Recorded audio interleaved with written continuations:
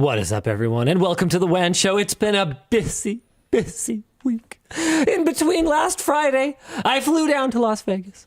I did a bunch of videos, and I flew up to Las Vegas. And Luke was there for the first time in forever. Yeah. Yeah. 7 years or something. Like, actually a very long time. He came and did CES now that he's back on the content team, back on the grind. So we're going to be talking about CES this week. We're also going to be talking about the whole NVIDIA scandal with fake frames, that claim.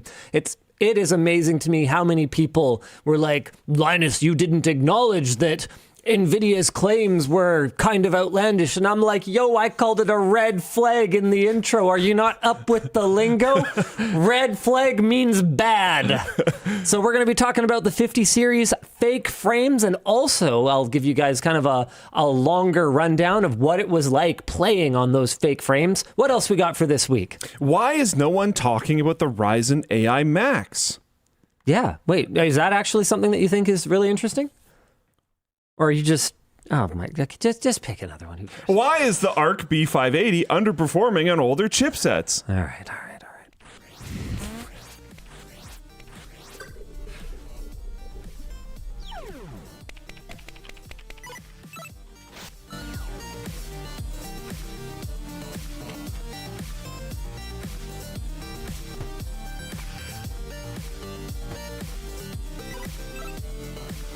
The show is brought to you today by Thermaltake. Check out their upcoming products with our link. Also, our laptop partner LG, our wrap partner Dbrand, and our chair partner Secret Lab. Wait, we only have one sponsor for the WAN Show? What's going on? Do I need to call What's going Colton on? and find out what the heck is going on Where's here? the business team? Did they forget to sell the WAN Show? What's happening? The second WAN Show of the year, and they've already failed to sell the sponsor spots on it? Oh, okay. It's you know not what? looking good. That's yeah.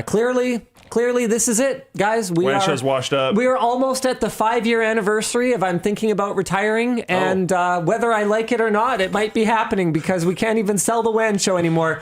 It really has been a good run, everybody. Thank you very much, and good night. I won't say it. I'm back. No, don't say it, because then we have to end the show. I'm contractually obligated to push the button. No, he can't do it, you guys. He can't do it. Can't say So it. let's talk about the NVIDIA 50 series fake frames controversy on Monday, January 6th. So, okay. Wow. This is very early in the show for an aside. We're 3 words in.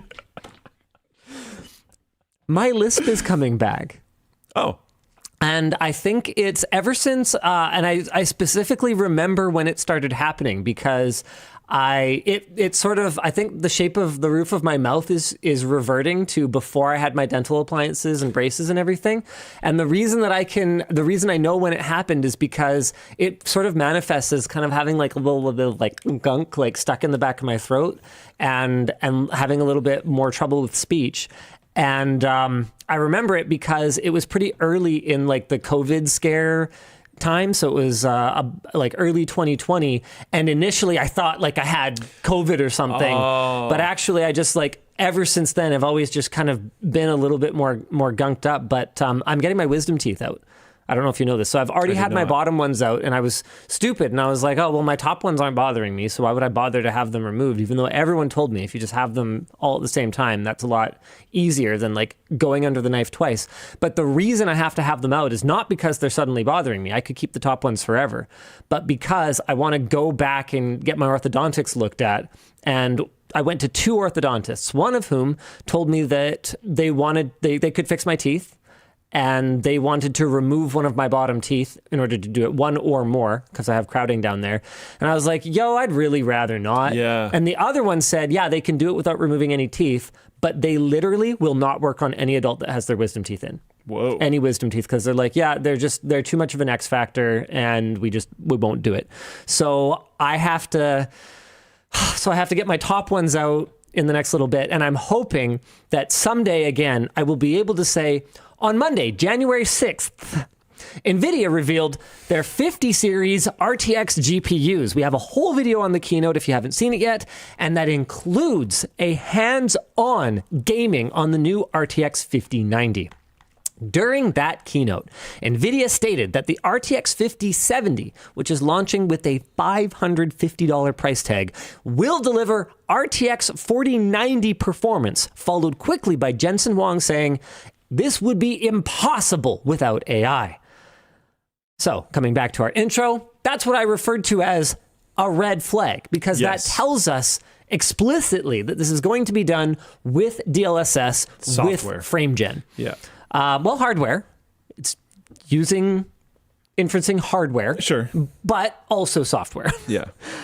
Initially, many people were excited, but then as the news kind of settled and more people started talking about it, it's sort of shifted to a perception that these are fake frames, since the way that these 50 series cards are going to be able to achieve such great performance is through DLSS 4.0 with FrameGen, and in particular, a new type of FrameGen that is, has a lot more fake frames than the old FrameGen. Yeah. So the example that most people are referencing is actually on NVIDIA's own website, where they show Cyberpunk 2077 running at 4K with all settings cranked to the max, only getting 28 FPS without DLSS, and then over 230 frames with DLSS multi-frame gen, ray reconstruction, and super resolution. So basically, rendering at a lower initial resolution, generating, 3 frames of artificially 3 inferred frames for every 1 actual rendered out frame. Correct. And then ray reconstruction, I am not 100% familiarized with yet, so I'm not going to try to explain that one. Another reason people are upset over fake frames is that benchmarks in the future are going to get really confusing. Oh, yeah. For people who take these numbers at face value versus the actual visuals that you might be seeing, because 250 frames per second rendered fully, right, with no fake frames, is going to look different and feel different than 250 frames per second with a whole bunch of software trickery. To be clear about multi-frame gen too, you can have multi-frame gen on, but at different levels. So I believe this is multi-frame gen 4X, which is like as aggro as it can go. Right. So that's 3 fake frames for every one. But you could have multi-frame gen that is below that. That's the main thing I'm trying to clear. Yeah. So FrameGen in the past has just been like every other. So it's been a 1-to-1 ratio, whereas now you can have a 1-to-1, a 2-to-1, or a 3-to-1 ratio of generated frames versus fully rendered out frames. And one thing that they're talking about is like paying attention to your monitor's refresh rate and trying to set FrameGen so that the FPS count is just a bit above your monitor's refresh rate. They're not suggesting that you just crank it to 4X all the time. Because I think even they're recognizing that it's like, so not perfect. We're going to have to be a little careful with this discussion question, because I have not been briefed on anything about 50 series, but I cannot necessarily say that about everyone in the room right now. That I was told outside of the thing. Okay. So I was okay with saying that. Cool. But we still do have a discussion question. We're just going to have to be a little bit careful with it. After having spent time with graphics cards throughout the years, do you agree with the mindset that these are fake frames and they don't count for the performance of the card? Initial thoughts? No. Okay. Not completely. Okay. That sounds like a more... Are you able to elaborate any more right now? What can I say and what can I not say? So this is something that they've said before. This wasn't just said at the thing. So NVIDIA claims that 80% of RTX gamers turn on DLSS. Now, I tried to get an extrapolation from there because something that I didn't get one, so I can talk about. Well, I did, but they said maybe, and they weren't 100% sure, so I'm not going to quote it. Sure. But what I was kind of trying to figure out is like, okay, RTX gamers. So this goes back to 2000 series, right? So like if someone's running a 2050 Ti or a 2060, I don't think there's a 2050 Is there? Ti. You can tell he was out of the game for a period there. I didn't care at all. 2060 is the entry level to RTX. Sure. So a 2060. Yep. Is that person way more likely to turn on DLSS versus like a 4090? I would. Like, what's the distribution here? That's an interesting question. If I had a 4090, or I had a 5090, which it has been announced, the pricing's here. I was prepared for $2,000 US. I'm buying one. So when I install my 5090, I will probably not turn it on. If I had a 3060, I heard a quote from you off camera. Can I say it? I don't remember what it is, but go for it. Okay. You said, I'm not buying a $2,000 GPU to turn on DLSS. Yeah, you could quote me. You could quote me on that. All right. But the thing is that I'm going to have to make compromises somewhere else then. I think that's honestly, and this is where I said like the maybe thing, because I think that approach is not optimal. And that's fair enough. I think so. That's fair enough, because I think there is validity. I think there is validity to because I'm going to make compromises in order to get the kind of frame rate that I want. I'm going to have to turn off some visual details then. Whereas if someone else says, "Hey, look, I want to see all the eye candy," and I don't need, whether it's you're trading off a competitive edge for visuals, or you're trading off, really depends cooler on the looking lighting and smoke and particle effects for, sharpness in the rendered image, whatever, right? Whatever it is that's your trade-off, that's your trade-off. And I don't think that one is right, absolutely. Yes. And one is wrong, absolutely. Yeah. But in terms of my feelings about it, yeah, I'm not going to buy a $2,000 graphics card and turn on frame gen. Which I think is fair. And I think you're more visually discerning than the vast majority of people I've ever met. I have seen the faces fall of NVIDIA employees now through numbered, like more than one generation. And I'm not just trying to gas them up. Like, this is a thing. Of DLSS. I have watched them think it's like basically perfect. Be confident. Watch me walk up to a demo. Literally, it wasn't this launch. It was 4000 series super launch. They had two demo systems right next to each other. One that was using DLSS and one that wasn't. And I believe it was with frame gen. And they didn't have like FPS counters. And they were like, "Can you tell which one?" And immediately I was like, "This one." And they're like, "How did you know?" And I'm like, because it's my job. Yeah. It is literally my job to be able to tell the difference between this stuff for a living.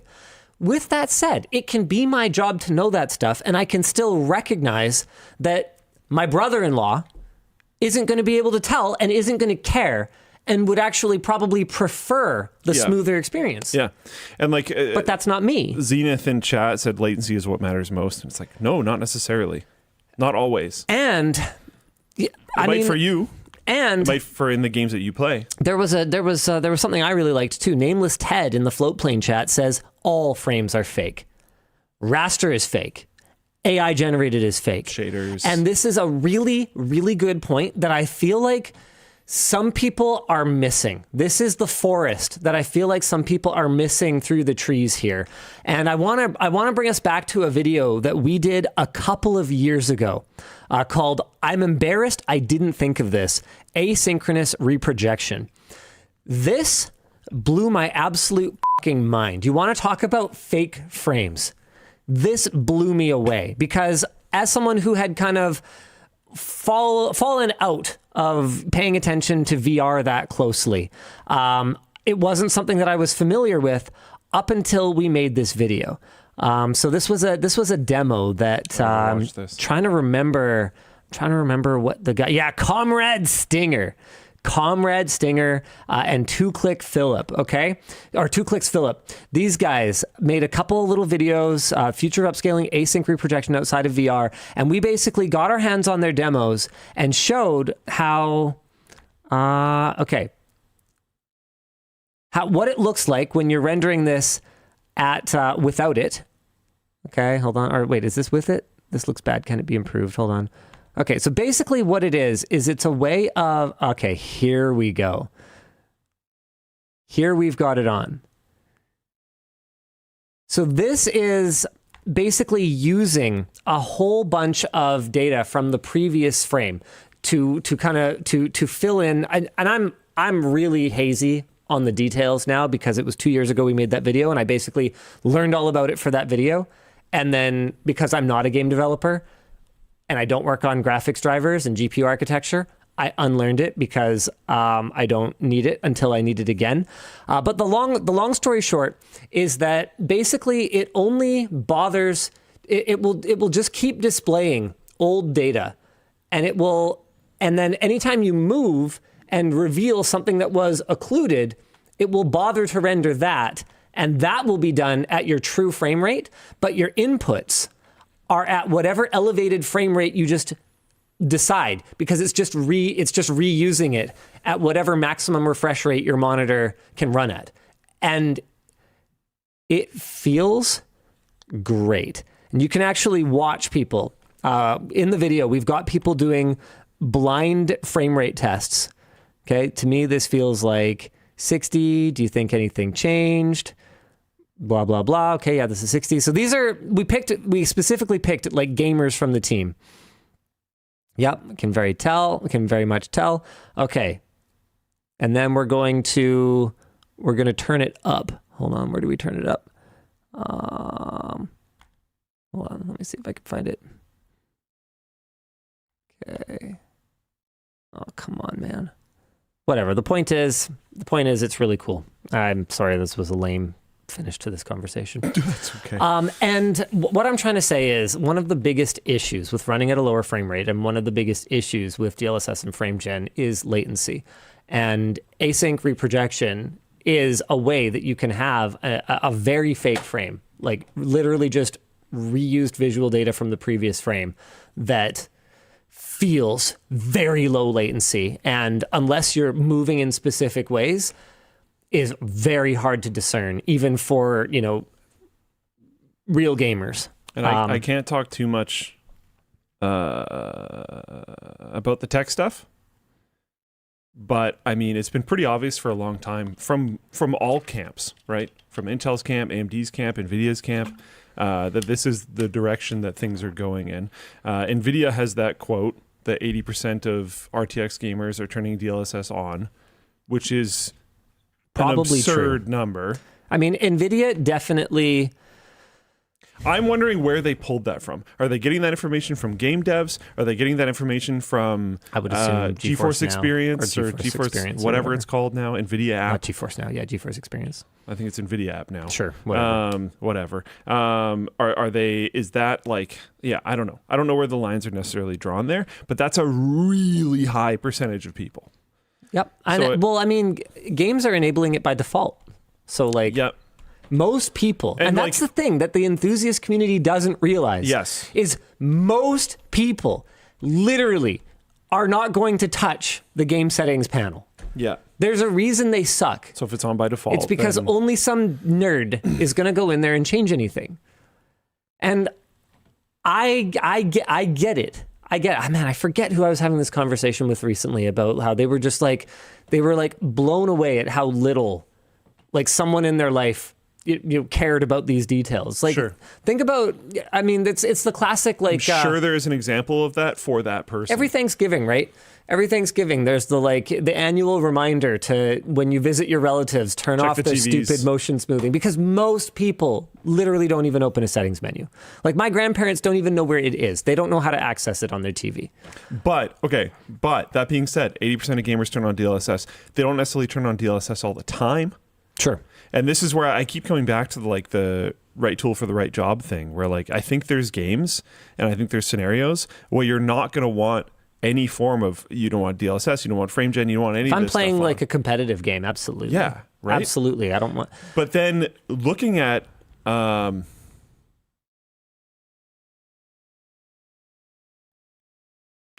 of the experiences... Okay. I think I can talk about it, but I'm not certain, so I'm just going to not. Yeah, that's fine. Looking at one of the experiences with it completely off versus with it completely on, this is where communicating about this stuff gets really funky, though, because I don't even think that's a fair comparison. You can't do the hardest possible settings and then turn on DLSS and 4x frame gen and just put them side by side and be like, this is fair. I don't think that's true. No, I think you should go for more of a frame rate target or something. Yep. And without those tools, put on the best settings you can while hitting that frame rate target. And then say, hey, does this look okay to you? Yeah. Because for me, a lot of the time, I mean, we did this video a while back on ultra settings are kind of stupid.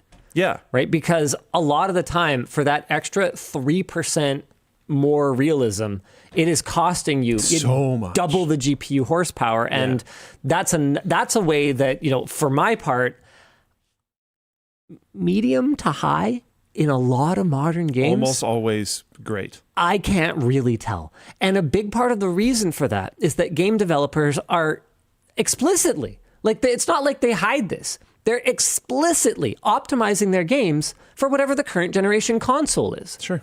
And the current generation console at the very, very, very highest end is a PS5 Pro, which is equivalent to what? Like a 7800 XT or something like that? Yeah, I don't know, but yeah. Which is a very powerful GPU, right? It's a marvel of modern engineering.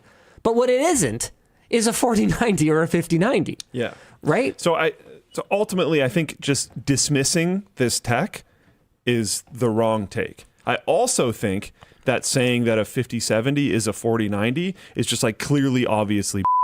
Yes. Like these things can both be true. Both of those things are true. I don't think that we should look at frame gen and be like, this is stupid and dumb and we should all ignore this collectively. Because no, I think it is cool and it has applications. It's really, honestly, the tech that they're talking about that I can't really talk about right now, damn, super impressive. Okay.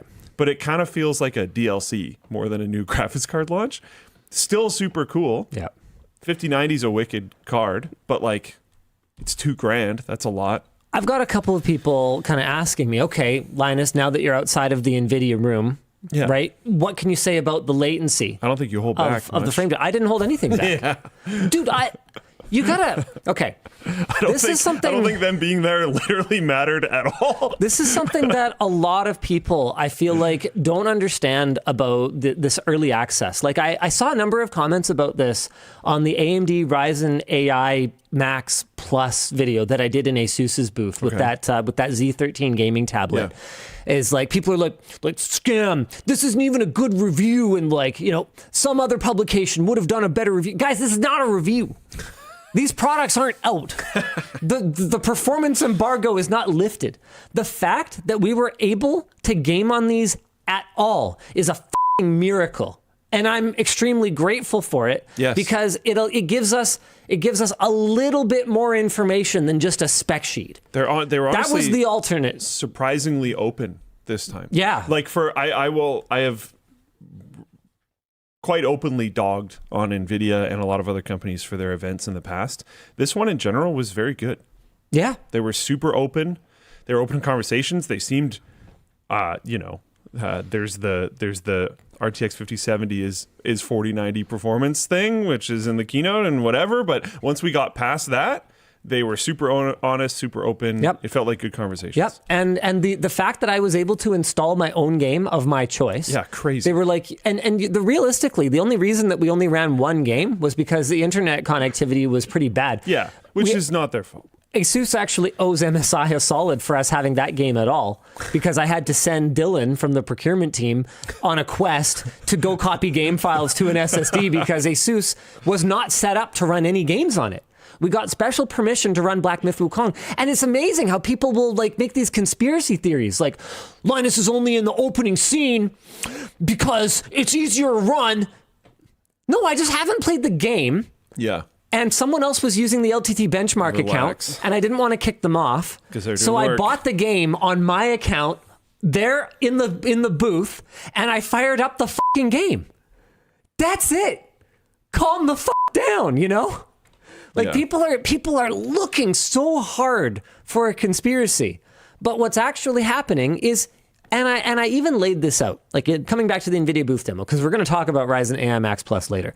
Yeah. So coming back to the NVIDIA demo that I did, people are looking so hard for like a conspiracy, but I laid it all out. I'm not allowed to change the resolution. Even being allowed to show you guys the settings. Wild. Unbelievable. Wild. I'm very surprised they let you do that. Super cool. Considering how high level the keynote was. Yes. The fact that I was able to show you guys the settings we were running at is the only reason you're even able to have these conversations about how NVIDIA cherry-picked the settings, because otherwise you wouldn't have even known. Don't ruin this for next time. I used Recognize to talk about this, the gift. I used to talk about this with Blizzard all the time, but be careful about what the impact of what you're doing is going to cause. Like they were. This is the first time in a really long time that they've been really open and allowed this level of access to things. Yeah. Don't close that off. Yeah. Don't screw this up, guys. Be angry about the right stuff. There's things to be angry about. Yeah, 100%. Just be angry about the right stuff. The 5070 is equal to a 4090 whatever thing. Yeah. Say, hey, that's misleading. Yeah. Say that's misleading. Say you don't agree. And that's totally fine. Yeah. But don't be like, yeah, NVIDIA should have let you do a full performance review. So obviously not. Obviously not, you guys. There's still media briefings that need to be done. Everybody needs time to test and benchmark these things in their own labs. And I really appreciate that they did this huge thing with us that I can't really talk about because they brought a huge amount of reviewers there. And it was a discussion about like looking into this, this technology, but they're also really open about like, how do you test this stuff? Because this generation, more than, I haven't been in the game for a long time, so maybe this is a false statement, but it feels true to me, more than many previous is going to be really weird to test. And we always say this, but like, look at multiple reviews. This time more than like any. Because there's going to be a lot of weird stuff. Like we're going back to like many generations in the past where we're talking about image quality differences between graphics card brands. We're going to have to be pixel peeping things. Like the DLSS quality in different games is going to be up and down depending on different variables. Like this is going to be very, very weird. In some ways, what's happening now is such a time is a flat circle moment because there was only a really, in the grand scheme of things, small window where everyone was expected to render the game the same way. Yeah. Yep. Right? Because before that, it was everything from, driver cheats and anti-aliasing shortcuts. And and then you go back even further and everyone's using like completely different APIs even. You've got like Glide and stuff like that. And then after that, you've got vendor proprietary implementations of things like Hairworks or whatever else. Yeah. Like this expectation we have that everyone will render it exactly the same way is actually in some ways a little blip in time. False expectation. Yeah. It never existed before that. And I got to be honest with you guys, like it or don't like it, that's totally valid, but it's never happening again. Yeah. It's completely over. Yeah. I do agree. I also want to jump in. Nick from the labs commented saying, I did not walk away from a conversation with NVIDIA without a decent answer to a question. And honestly, I completely agree. Yep. The event that they held while we were there, not the keynote, the event after that with reviewers was fantastic. I'll say this. NVIDIA, the more dominant they've gotten, in some ways, the more arrogant they've gotten. Oh, yeah. And the more controlling they've gotten. But the more open in some other ways they have also gotten. I don't know that those things are... I understand they're correlated. I don't think there's causation. Yeah. I'm just saying their dominance is correlated to both of those other things. Yeah. I think there's other reasons why. I don't know if we want to get into those. Like but things like PCAT.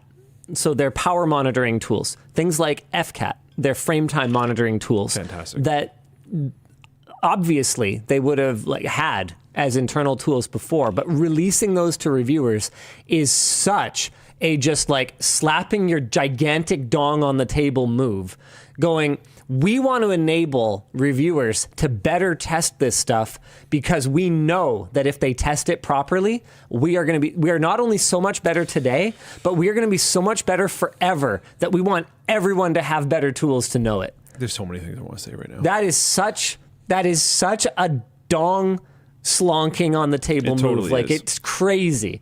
And who else in the history of anything has ever done that? Can you imagine BMW being like, our cars are so much more efficient and so much faster than anyone else's. We need to teach you how to measure. And they will be until the end of time, that we are literally going to develop a better dyno, and we're literally going to equip the entire reviewosphere with particulate matter testing equipment so that you can hold us accountable in the future if we ever fall off this podium that we sit atop. Imagine that. Nobody does that. That's crazy. Nobody does that. except NVIDIA. However, I've spoken at length on this show about the way that NVIDIA also withholds information, treats partners like non-partners, obfuscates. I think, and I told them this to their face. I stopped by the event. I wasn't able to attend it because I was busy covering the rest of the show. But I told them I think they've lost some of their fun over the years. Like NVIDIA used to be able to laugh at themselves in a way that I feel like they've kind of lost. And I hope that they take the feedback for what it is, genuine feedback, not criticism, but feedback. And I hope they can find ways to not take themselves too seriously, not keep everything completely focused on generating shareholder value. I don't think you're wrong, but I feel like the world and the industry combined are all having the same problem. That's true. I think that's fair. I don't know that this is NVIDIA specific. I think that's fair. Yeah. Laughing is bad for shareholders. Yeah. Well. But yeah, genuinely do not watch or read one review for 5000 series.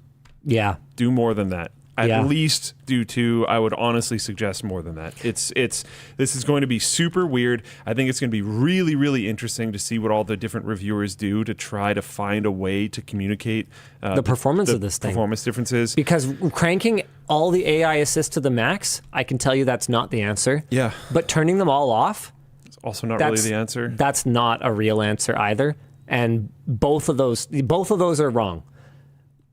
What's right? I don't know. Yeah. And I think everyone's going to have to come up with their own answers. And I think evaluating performance with these cards is going to be really complicated. I actually want to segue into our next topic here, which is a really interesting re-review / investigation that Hardware Unboxed and Hardware Canucks have done with Intel's Arc B580, finding that, somebody just collapsed a topic, finding that it has a complicated performance profile depending on what you bench it with. So while making a video about the Arc B580, Hardware Canucks ran into problems when pairing the Intel GPU with older hardware. They tested on an i5 9600K on a Z390 motherboard with resizable bar on. Now, Intel has been completely upfront that resizable bar is necessary. Yep. We were like, hey, how much performance uplift, downlift, whatever, and they're like, doesn't matter. Turn it on. Turn it on. It's basically, from our point of view, the minimum system requirements are you have rebar, period. Okay, all right, fair enough.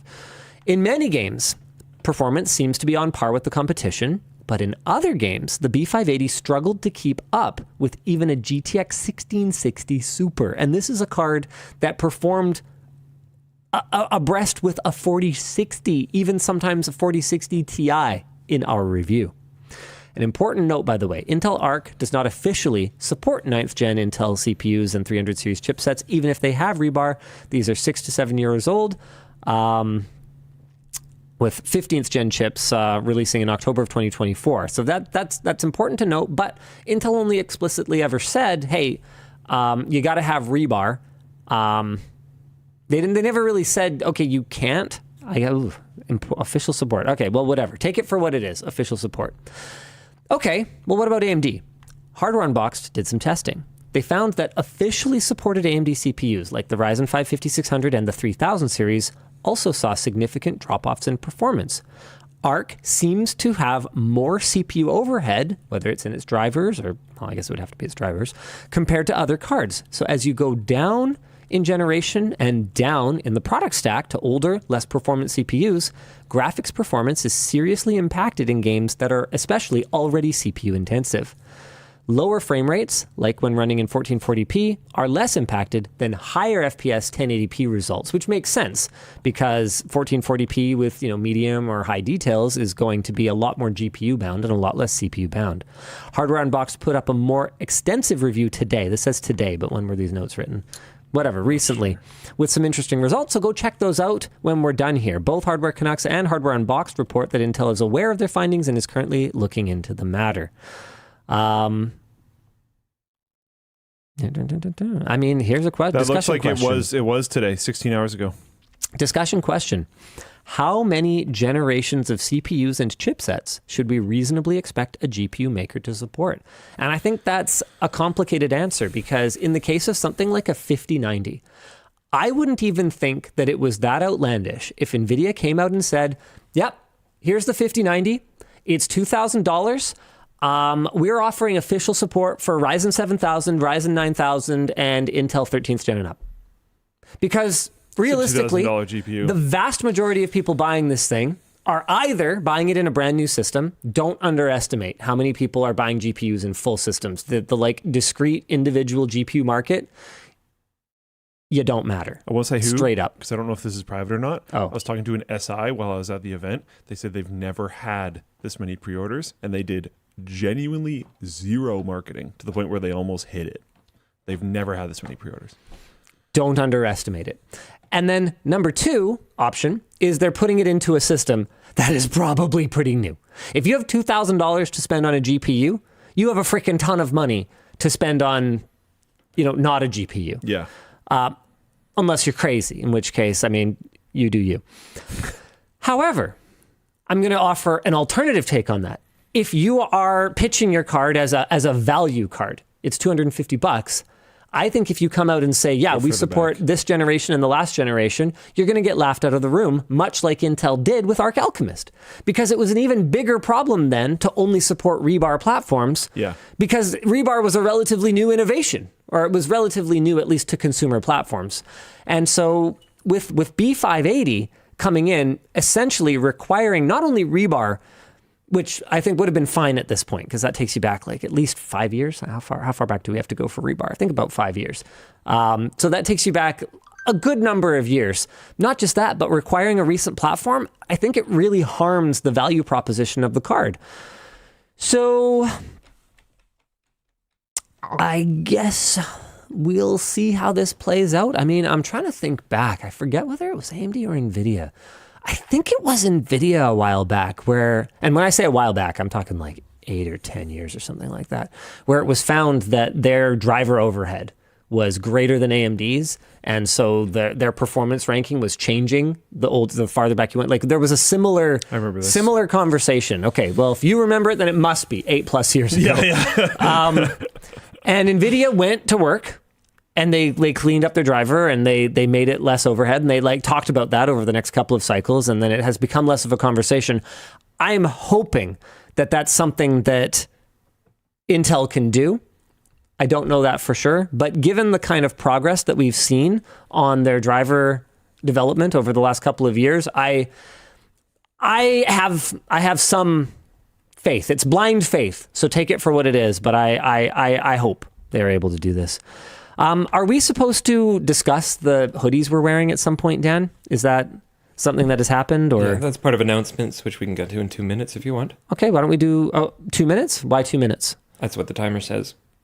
We could start it now, I think. I just read what's on the prompt timer. Sure. Thanks, Dan. I can talk more about things. No, you can literally start whenever you want. Okay, let's do it. Let's do announcements. Where are they? I can't find them. Oh, here they are. Do I need to explain merch messages, or is that later? No, that's all part of this section, yeah. Okay. All right. Merch messages. If you guys want to interact with the show, the best way to do it is a merch message. We don't want you to just throw your money at the screen to send a message. We want you guys to get something in return. So check out LTTStore.com, and in the cart, you'll see a little box called merch messages. You can send a message to the show while we're live. It'll go to producer Dan, who will pop it up on the screen, reply to it himself, or curate it for me and Luke, who will hopefully give you an answer that is satisfactory. Sometimes, hey, it ain't that satisfactory, but them's the breaks. That's what I tell my wife anyway. So why don't we show them a couple merch messages? Mood. I showed you my merch message. Please respond. Scene. It's too real. My dudes, what common arguments do you three typically have with your significant others?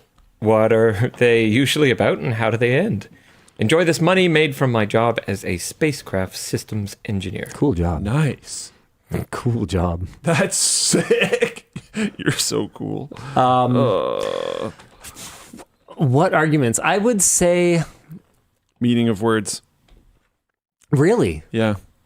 Are you both pedants? Sorry, are you suggesting one for me or telling me yours? No, mine. Oh, okay. I get really particular. Yeah. All right. Well, I'm like, I'll be wrong and then fully embrace it because I'm like, if that's the definition of word, Okay. that's what it is. All right. Oh, this is sick. I like this.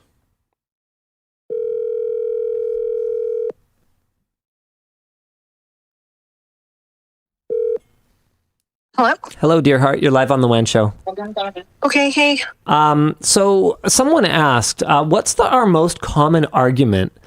What's it usually about, and how does it typically end? And I couldn't really think of it off the top of my head. I think our most common argument is usually about how we're communicating with each other. And it usually ends with us being like, okay, this is something you can do better, and this is something I can do better. So I don't know if it's like about a specific thing, rather just like the way we communicate, if that makes sense. Oh, you know what? Yeah. Okay. Yvonne's being really nice about it, but sometimes I can be like cranky and dismissive, and that's probably the fight we've had the most in the last like 6 months. Do you think that's fair? Yeah, I think so. Yeah. Okay. All right. Yep. And so usually what it amounts to is what can we do to de-escalate a situation? And I think we've gotten a lot better at it. Like maybe last like 2 years. Like Yeah, I think it's something we've worked pretty hard on over the last little while. Yeah. Okay. Because like sometimes it's like my fault, but Yvonne in the past was like, sorry. Give me I can let you go. I can let you go. It's fine. So sometimes like in the past, you know, it would 100% be my fault that it started, but it would be 100% her fault that the temperature went from, you know, 98.6 is human temperature, right? So it'd be like 100% on her that we went to from 99 to like 107, you know? And so I think we've both gotten way better at recognizing when the temperature's going up and just defusing it. I think that's the biggest thing. It's almost 100% of the time. No, I'm not gonna take that one. I would say 95% of the time, it's like my fault that it starts initially though, because I'm like kind of inattentive / very ADD. I'm kind of difficult to get along with compared to her. But there have been times when she's just like cranky because everyone's human, it turns out. I feel like we're probably like similar but swapped. Really? Okay. Okay. I've known you a long time. You can be very difficult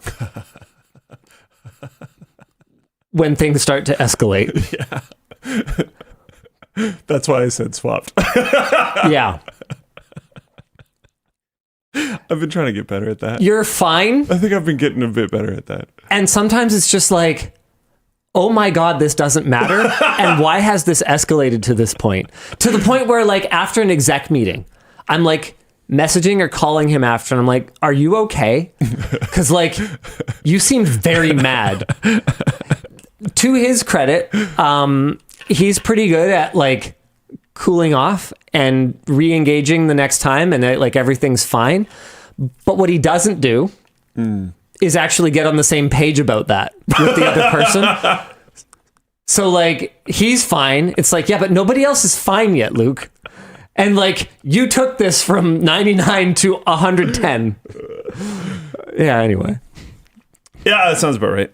Been trying to get better at that though. You know. I think you have. Yeah. I think you have. Yeah. I think probably the most recent one was the exec meeting over your issue with like our Apple Vision Pro coverage being kind of late. And like, I was basically like, yeah, you know, there are challenges because we don't have access with Apple and like, and like here are the issues. You were more mad about that than I was. Oh, I was mad about it. But in the meeting, I was laying out the reasons why we were when we were.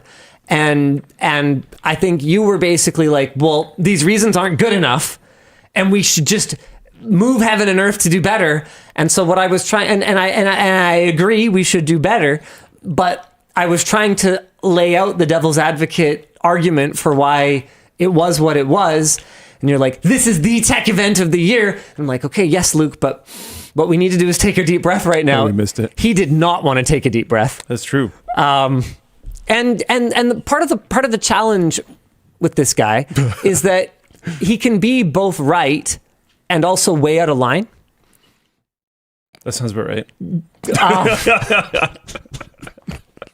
And you gotta, this is great. Nerdy says Luke is just passionate, and that's right, and that's true, and we should be passionate. It's usually just because, I'm really into it, and then it's not like I've left the team, if that makes sense. Yeah. So I also try to get over it and keep moving. Yeah. But and there's that's flaws to that path sometimes. And that's one of the reasons that that's one of the reasons that working in a creative industry, working in a fast-paced industry can be really challenging, is because the only people that are here because they want to be here. These are creative, talented people that could go work somewhere else if they feel like it.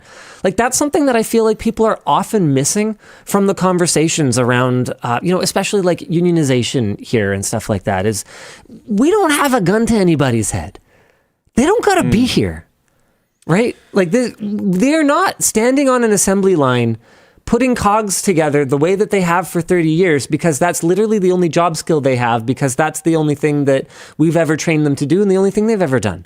Where the vast majority of the people here are working in, they're working on like a different thing from day to day, especially on when I say the creative side of the team, I don't just mean video. Like, I mean everything from product design to social media. Like, we're in a very, very dynamic company in a very, very rapidly changing space. Like, you look at almost any other industry, go back 10 years, look at where we were 10 years ago. Find me something else that's changed that much. Yeah, it's pretty nuts. It sprung up practically overnight, and that kind of thing takes place, not just at the top levels of our company, but from top to bottom. And so I think that that's something that a lot of people are missing or misunderstanding, is that people are here because they want to be here. They're here because they're doing something that matters, and they're here because they want to be. And if they don't want to be, I mean, I've said this in the past, then like I don't want them here. Why would I? They can be somewhere else, so like go do it. And we've had people that have like left and gone on to have great careers. Oh, guess who I ran into at CES? Brandon. Oh, well, okay. Why are you gonna? You know why I know that? Do you like taking wind out of my sails? You know Like, is that actually a hobby of yours? Like, if you listed your hobbies, would it be like gaming, cooking chicken, and like Linus? Like, probably. To a certain degree, it's got to be up there somewhere. No, we when we were going through customs back in BC, having landed, we figured out that we were on each other's flight. Hilarious. Didn't realize the whole time, despite it like being delayed for 5 hours and all this other kind of stuff. Didn't realize until then. Yeah, so I ran into Brandon Lee. We're finally getting that movie night scheduled. Is it actually? Well, I asked Vance to do it, so yes, it will end up on the schedule. But he never followed up. Not yet, because we were both down in CES. No, Vance knows. Okay. So yeah, I don't schedule my time anymore, because if I do, someone else is just going to schedule something on top of it anyway. So there's just no point. So for personal obligations, Yvonne helps me, and then for work obligations, Vance helps me. This one's complicated. Yeah, I was going to say, wait, hold on. Because Brandon, so those of you who are very new to the channel, Brandon Lee was one of our camera operators, / he actually started as an editor, / he had hosted and written over the years. Again, one of these multi-talented people that is very multi-talented and could do anything, right? He's a could do anything kind of guy anyway. So he left a while back. And so what is it? Is it personal? Because he's also a fellow creator, so he's got his own channel now. So that we could maybe talk about potential professional collaboration. So I didn't know what it was, so I sent it to Vance. I was like, Vance, can you schedule a time for us to have a movie night? And Luke's supposed to come too. So So anyway, yeah. So I ran into Brandon at the show. It was awesome. It was good to see him. I felt so isolated since COVID. We've done some collabs, like we went on Colin and Samir. The collabs have been cool. The one with Big Time with oh my goodness, Mighty Car Mods. What am I talking about? Big Time. Although we do have the sponsorship with Big Time, that's why they were on my brain. Yeah. Dude, the one with Doug DeMuro. We're finally doing some collabs again, but we've done very few tech creator collabs. So running into Austin in line for the NVIDIA event was great. So he made a cameo in our video. I don't know if you saw that. No, that's cool. So I had Andrew, Which one? Who wasn't recording the keynote. Dude, okay, I don't go to keynotes because I think they're stupid. Not because the keynote or the information is stupid, but because attending in person is so pointless. You know what's something we missed out on, though? Yeah. We should have restreamed it. Why? With commentary. I mean, I had people in the audience like shushing me whenever I was talking. No. Like sit in the hotel room or something and just watch it there. Oh, sure. But anyway, there was like thousands of people in this arena. You have a way worse view than if you're just sitting watching on your laptop. If you're making content, like, way worse. You're not set up with your stuff to like make content about it immediately. General attendees were in the stands. They had VIP, whatever that really means. Yeah. Like 30 rows of it in the front on the flat ground. And then media was behind them. Yeah. And it was still flat ground. So media had like the worst seats in the entire And it's house. so ridiculous because the thing starts and everybody like turns on their phones and like, and I'm like, anything cool happens, people stand up. I'm making like snarky little comments to Austin. I'm like, yeah, you better make sure you capture this because like there will be no way to get this footage later. Like NVIDIA's streaming it live. What are you doing? What are you even doing? Yeah. The one thing that was Kinda worth it, rough. gas racing and float plane chats, is the one part that was kind of worth it was them rickrolling us before the That was presentation funny. started. That was pretty funny. But almost no one reacted. I know. That was weird. I know. It's because it's all like investors and People stuff. I Like the was gonna media say, would do have people known. not know like Rickroll anymore? Terrible. That was odd. But yeah, like I'm just looking at it and I'm just like, why are we even here? This is so stupid. What was I talking about? Oh, right. So we've done so few collaborate. Oh, right. Yeah. So Austin. So Andrew's sitting next to me, not videoing anything because obviously not. If we need any footage of it, NVIDIA literally had on 4 cables a hovering camera above the crowd getting the best possible angle. Why are we holding up our phones like this like a bunch of idiots? But anyway, I was like, Andrew, turn on the camera. And we get a quick clip of me being like, I'll believe it when I see it to Austin. And so we cut that into the intro. And so he just made like a 2-second cameo in the video, and seeing people freak out in the comments is great. That's cool. So much fun with stuff like that. I miss Austin. I think I'm in. Oh, dude, I think I'm in one of his videos. But again, it was just as like a cameo. Like he asks someone to do something, or he's like on his way to something, and then he like asks me my opinion, and I go to talk, and he's like, "Oh, actually, wait, there's someone else," and he goes and like talks to them, like just a very short thing. I'm not sure if that video's up yet. I gotta go look. Oh no. Yeah, I just read that. Dinner Beef says, did you see that both Colin and Samir's houses are gone? I heard about Kyle already. We were going to be talking about that later on the show, but that is absolutely devastating.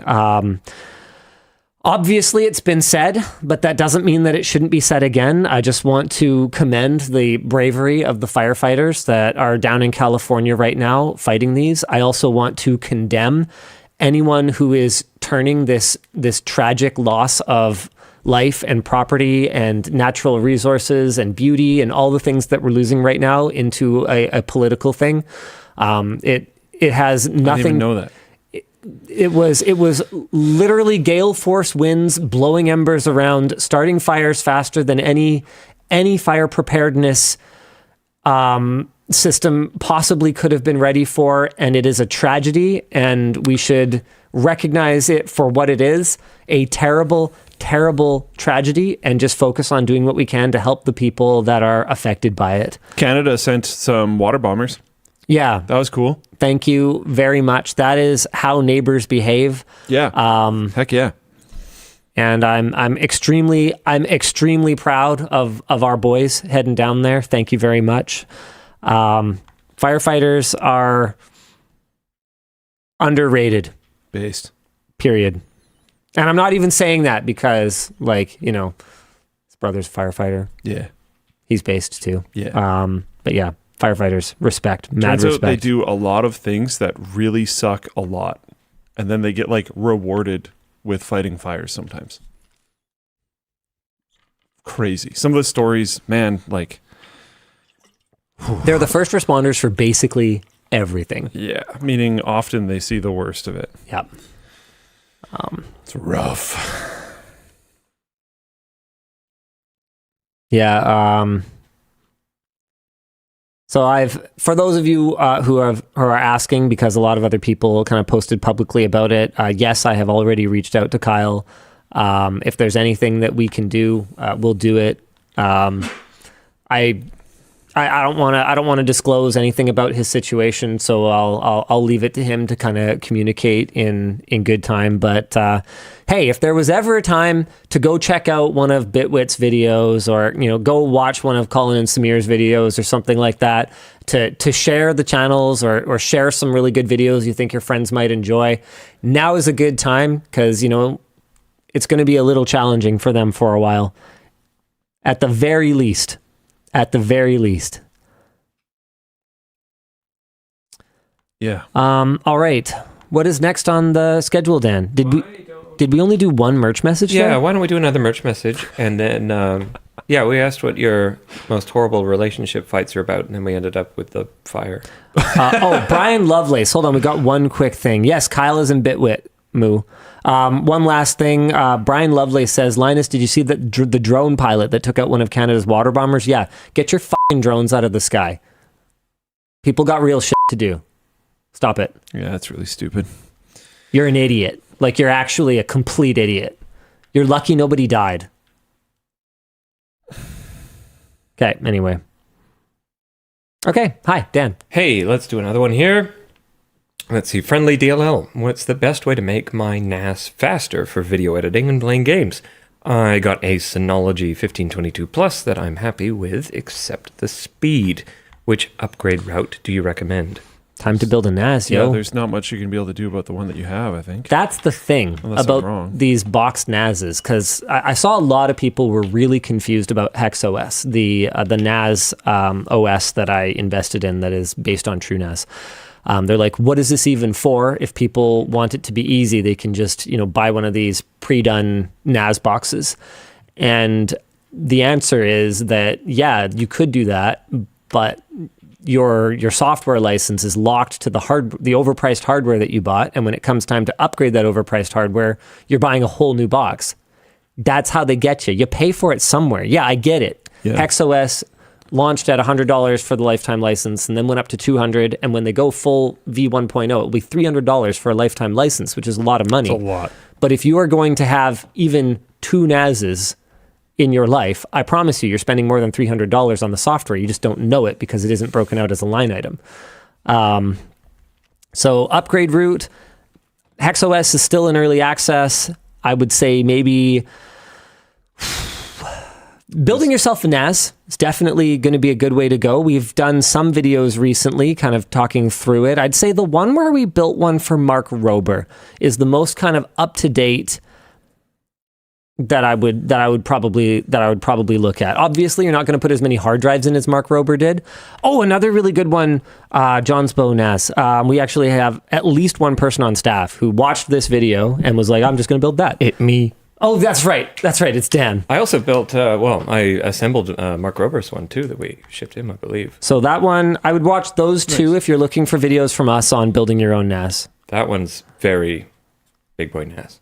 Yeah, that one's pretty nice, but it's for Mark Rober, right? So it looks like the specific Synology model that person has, you can upgrade the memory and you can add some scalability in terms of adding drive bays, but like you're not going to make it faster. Yep, not gonna happen. Sorry, buddy. All right, what's next, Mr. Dan?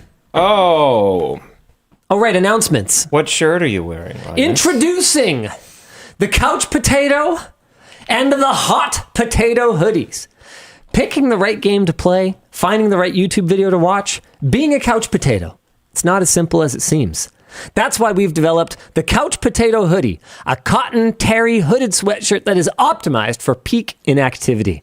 It's basically a 2.0 version of the Uncle Linus hoodie from 2023's April Fools, if you guys remember that. And the reason that we brought it back is because the feedback on that thing was incredible. People love their Uncle Linus hoodies, but we couldn't bring it back in the exact same form because we said it was exclusive. So, true to our word, we are bringing it back in a completely different form. It's deceptively cozy, even though it looks like a potato sack, and the cotton terry fabric is really comfy while also being quite breathable. And for a bonus, we have a very special, very limited edition version that we are calling the Hot Potato Hoodie, and I've been asked to open the box that's in front of me. If I can figure out which side of it's... Ooh. Fancy. That's a fancy box. Fancy. Okay.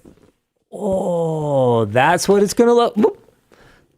This is what it's going to look like when you open it. Not only is it the best colorway out there, totally unbiased take, it comes in a collectible gift box and comes with a signed certificate of authenticity signed by me. This one's not signed because this one is fake.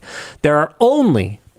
Really? Okay. All right, we're doing this again. There are only 69 available, so get them while they are nice and hot. You can check them both out at lmg.gg/potato. They should be going live right now. And they're going live right now.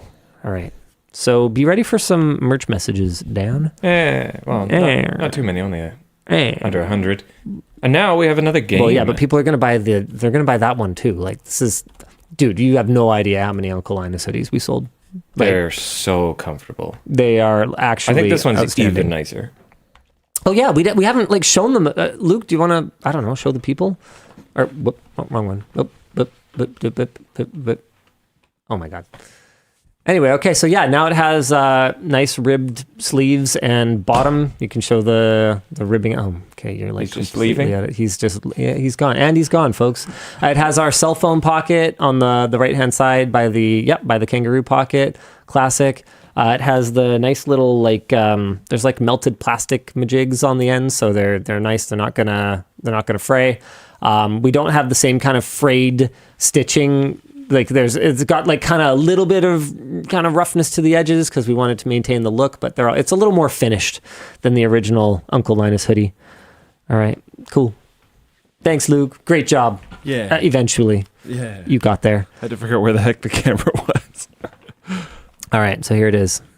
Couch potato hoodie and hot potato hoodie. Oh yeah, we didn't even show the racing stripes on the one that I'm wearing. And these are probably gone already. How'd you get... Wait, what? Tyler? How'd you get a... Is that edited in?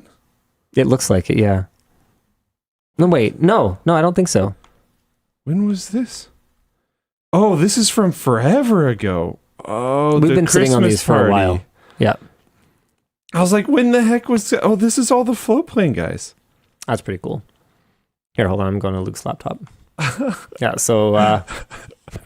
That's an awesome picture. That is an awesome picture, actually. So this was when the float plane team was up. They all have Doritos bags. The float plane team was up for the Christmas party, so they stay up for like the week instead of just the one day, and then we all work together locally for a little while. So this is the float plane team sans like the infrastructure people, I guess. We probably should have done a limited run of 690 of these based on how quickly it sold out. Wait, it's gone? Oh, yeah, of course. Maybe next time we'll do like I got distracted by the float plane pictures. The reason why I had the page up was I was trying to get one of the pink ones. And then I was like, wait, what? And then I lost it. Yeah. Sorry, brother. Darn it. Every single size is sold out. Okay. Well, yeah. I mean, it's pretty cool. But don't worry. This one is still available. And super comfy. All right, let's go ahead and... what are we supposed to do next, Dan? We have a game to play. Oh, let's play a game. Oh, okay, sure. Luke. Did I just hit your hand? Sorry. You've built a few computers in your heyday. Wow, that's an interesting wording. Wow. But not a few computers recently, I guess. Wow. That's fairly true. I'm going to adjust it. You've built a few computers in your day. Would you say you'd be pretty good at being able to tell what different PC parts are? I am going to present you with 5 different PC components, and Okay. you are going to have to correctly identify what each component is, down to size and form factor. Fortunately, Yikes. each one of the answers can be verified with the useful visual references that we have on the LTT Modmat that is releasing next Friday, January 17th. Can I help What you, are you Dan? doing? Can I help you? Oh! You can see Linus's discarded chip bags. Yeah. Nice. Really? Nice. Let's go. You're gonna go all the way in on that? Okay. No, that's fine. Okay, so hand cam. Okay, so we're ready, Dan. Okay, so we're gonna go So one I at get a to time. use the Modmat? Okay. Oh, hold on. Okay, but let's raise the stakes. Wait, what? We are going to give 100 random people who signed up for email notifications a chance at a pretty nice discount on the LTT Modmat. No, wait. For every part Luke gets right, Okay. they get 10% off. Oh, wow. So if you get all 5 right, 100 randomly selected people will get 50% off their Modmat purchase. That is below cost. That is well below cost. I hate to break it to you guys, I'm probably not going to do that great. Okay, let's start nice and easy. Luke, here, do you want to come get a close up here? Luke, what size motherboard is this? That one I think is ITX. Well, we can verify. Dan, do you want to go ahead and do the honors? Sure. This is difficult. No, point it down there. Yeah, no, you got to point it. And I think Okay. I just spent my I think you just used up one of my your wrong free ones. win. Really? That's not ITX. What do you mean? That is mini ITX. Okay. ATX, micro ATX, ATX. Yeah, I was No. looking at that and just I'm read not off giving you ITX. nothing for that. You should give me that You one. get a whole lot of. You get a whole lot of. No. You get a whole That lot of one's fine. nothing for that one. That one's fine. Nothing. That one's fine. Okay, That one next. should count. Next. Oh wow, the script here says, "All right, that was way too easy. We just I wanted to got make it! sure people got some You didn't get nothing. I did get it. We That just one's wanted to right. make sure people got some discounts. Let's turn it up a notch. If Linus doesn't give you the discount, he's a scammer. What type of CPU is this? Oh, We I'm need not the gonna socket type, not the actual CPU model know. number. What is it called again?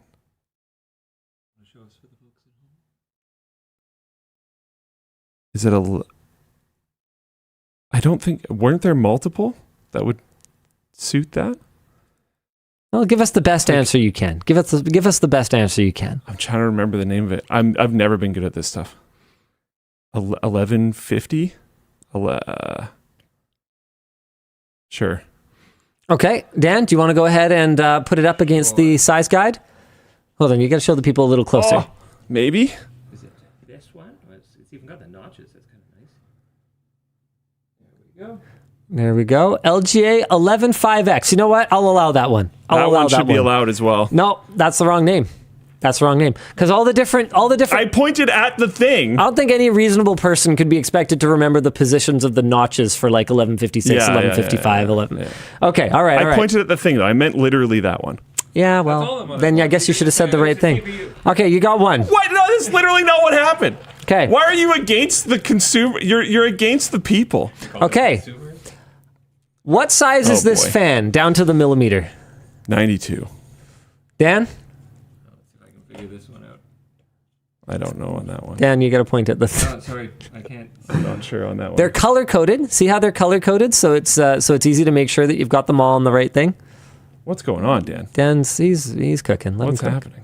Let him Too cook. many things at once. Let him cook. Just do one thing and then do the other thing. Here, why don't you let me Line hold it the up camera? and then Why film. don't you let me hold the camera? I got you, Dan. Oh, I'm There we looking at go. the wrong ones. There's two sides to it. There we go. There. There we go. Okay, where are we at? 92. 92 millimeter. Let's go. Okay. Yeah, let me show that off. Okay, don't let them get too nauseated. I'm sorry, never Okay, mind that. sure. Yep, fine. Okay, good. Okay, let's move away from desktops for a second here. Let's imagine you're working on something that you might not always work on. Can you identify what type of SODIMM memory this is? What type of SODIMM? DDR3, 4, or 5? Oh, what?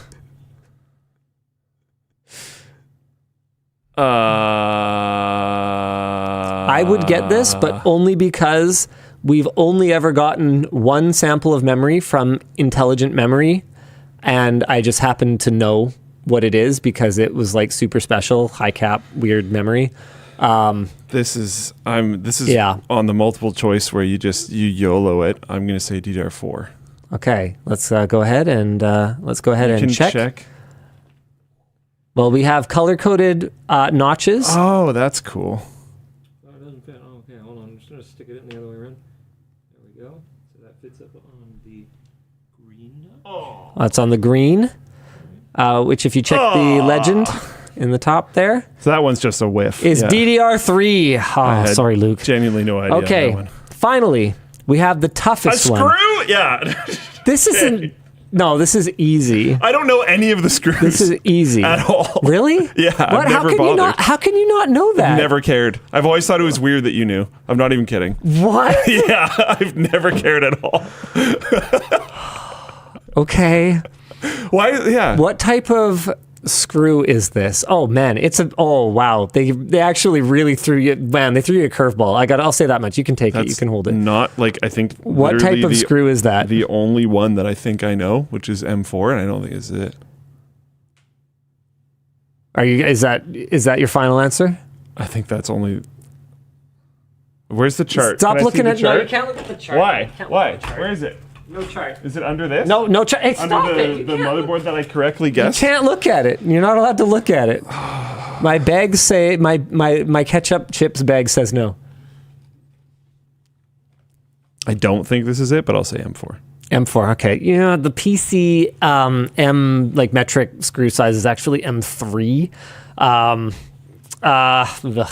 This was a really tough one though. The car. And the reason that this was so hard, I have no idea. Dan, here I'm actually going to go over. I'm going to go over there for a second. I'm just going to kind of yell. Okay, yeah. Or here, you know what, Dan? I'll get you to show it to the people if you want to use one of the cams. I was just going to try and... No, you go over there. I want to show it to them close up. Okay. Yeah. Sure. So I'll switch to the Linus cam, and I'll switch to you can use the screen next to you to try to focus it. Yep. Dan. Or that one. Oh, you could also use that screen. Okay, cool. So the reason that this is so hard is because it has the round top like you would normally have on an M3 computer screw. See that? The little kind of ring around the top. So it has the circular round top like an M3 should have, but the threading is actually 632. So that is a really, really tricky one. You would have to be able to identify it by the spacing on the threads. That one was brutal. That was never going to happen. Yeah, no, that's a tough one. So that's probably for a motherboard that, or it's probably a motherboard screw for a case that uses 632, but they know that the 632s, like with the ribbing on the bottom, are really not that ideal for screwing in motherboards. Right. So they went with like the circular top, and it's just like, oh goodness, that's a random. Random screw. People are asking how the Modmat can tell you that screw and if they can see it. Oh yeah, for sure. We can show that. Yeah, so Dan, I'm going to switch back to the hand cam. Yeah. If you just want to. Let me find it on the. I'll find it on. Hold on, no, we got to do it with the hand cam. You got to show the people the process. Where's the hand cam? Yeah, I'll hold it. Okay. Here we go. Okay, here. I'm going to stabilize here. So Luke's going to have to talk us through this. Linus is holding a camera. So there's like a size guide right here. Dan's looking around. He's comparing the screws to, he's trying to do something with tweezers. I don't know why he doesn't just use his hands. There we go. So he's comparing the screws to the things on the Modmat. But yeah, this one does have, you can see the threads there. Like that one. He's looking at the thread comparison between what's on the mat and the screw that he's holding. Yeah. Okay. What did you say it was? So that's basically it. It's 632. Yeah. Yeah. And he found the right one. Matches quite well. Which was luckily kind of actually the first one that he compared. So we have both indicators. I'm back to the WED. We have indicators for both, like about how long the screws should be, and also blown up illustrations, so you can see what the spacing is kind of supposed to look like to help you identify screws, not through trial and error. Because if you put an M3 in a 632 standoff, it'll just like come out, and it's like doesn't really matter. If you if your motherboard is like wrenched against something, like to get it into the back because your back plate is not perfectly aligned, like a lot of older cases, the tolerances are pretty far off. A 632 will, or an M3 will hold in a 632 standoff because it'll be like pushed against it by the force of the motherboard, and it'll kind of catch the threads on the one side. I've experienced that before. Don't do that. But if you put a 632 screw into an M3, it'll thread like 3/4 of a turn, and then it'll seize, and then you have to like take that out, and it'll probably pull the standoff out. So then you have to take out everything else, take the whole motherboard out, get a pair of pliers or a little wrench or something, take it apart, put the standoff back in, and then do it again. So it's really tedious. It's nicer to just be able to check. Tell you what, guys, I'll tell you what.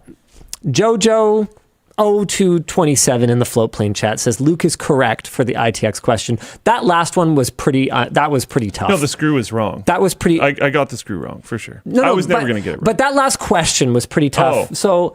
So okay, all right.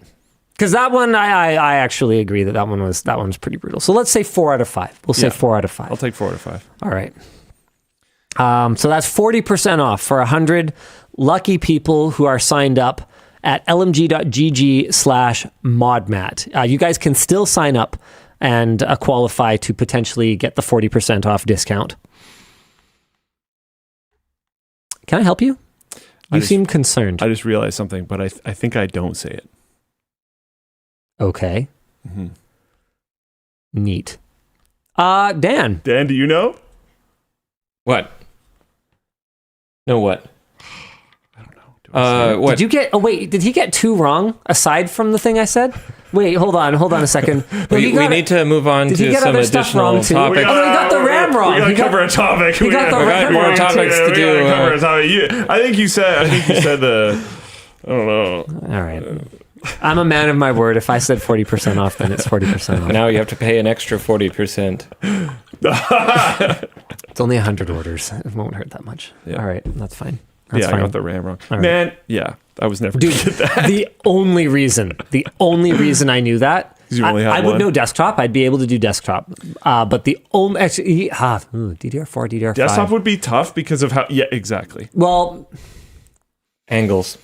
Yeah, no, the bottom below the fingers, below the little golden fingers, is shaped differently. I would probably be able to do desktop without too much trouble, but laptop, I just haven't worked on enough to know where the notches are. I would have an issue with 4 versus 5 on desktop. I'm just being honest. Yeah, no, 3 that's fair. Get, but that's fair. Yeah, 3 is way off center. Yeah, and then 4 and 5 are both really close to center. It's just more the different shape at the bottom of the blade where it goes in. Yeah. So, but since 5 came out, I've built very few computers. Yep. So like experiencing that difference, no. That's fair.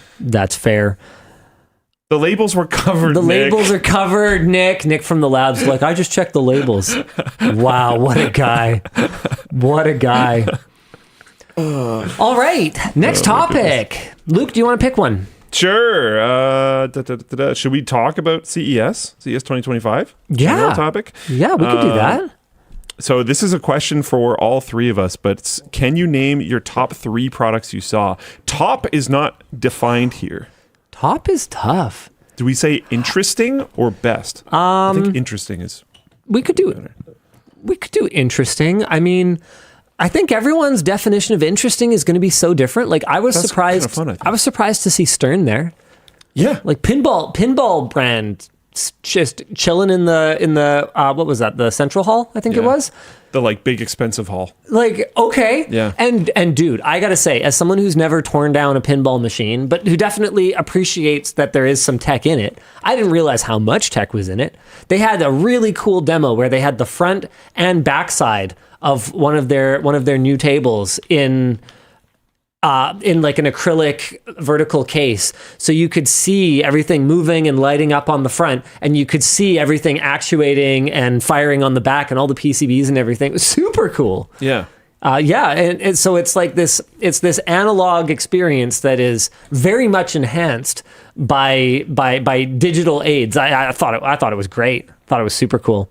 So okay. I'm gonna say that's one of my picks. So you got 2 more. We go around one. Yeah, let's go one at a time. Okay. Because it gives me time to think about my other 2. Something that I really liked, but it was way too expensive and not quite good enough, was a chess robot. Oh, dude, I played it Super cool. for like 2 moves. Yeah. But like I did see it. I would never. How much was it? Did they say? $1,000 US. So it had has a little face in the screen, and it like says stuff and like thanks you for your match and whatever, and then it has like a robot arm that actually moves the piece, and then like, and so it obviously has some kind of near field something in your pieces that it uses a camera to tell where you moved your pieces. Oh, that's kind of stupid. Well, I would just put sensors on the bottom of the board. It has a little arm that sticks out. I didn't actually ask what it was, but it has a little arm that sticks out, and there's a thing that looks down, so I thought it was a camera. Did we look at different chess playing robots? We might have. Sensor Robot was the brand that I had looked at. Sensor Robot. Okay, hold on. We might have looked at different chess playing robots. Sense Robot. Wait, hold on. Is this the one I saw? Oh, yeah. This is the one. Okay, maybe I didn't notice. Yeah. Oh, this thing. Yeah, at the top there. Yeah. Oh, yeah. No, I think you're right. I think it does use a camera. Yeah. Oh, that seems like an over-engineered way to do it. But what do I know? Cool. Anyway, the point is that it's pretty slow. So, like, dude, I played a full game against it. Yeah, it would have taken forever. It doesn't have to think at all because it's a chess computer. Yeah. And it, the rating that I had to put it at in order to try to beat it quickly for the video was pretty low. So it didn't have to do a lot of calculation.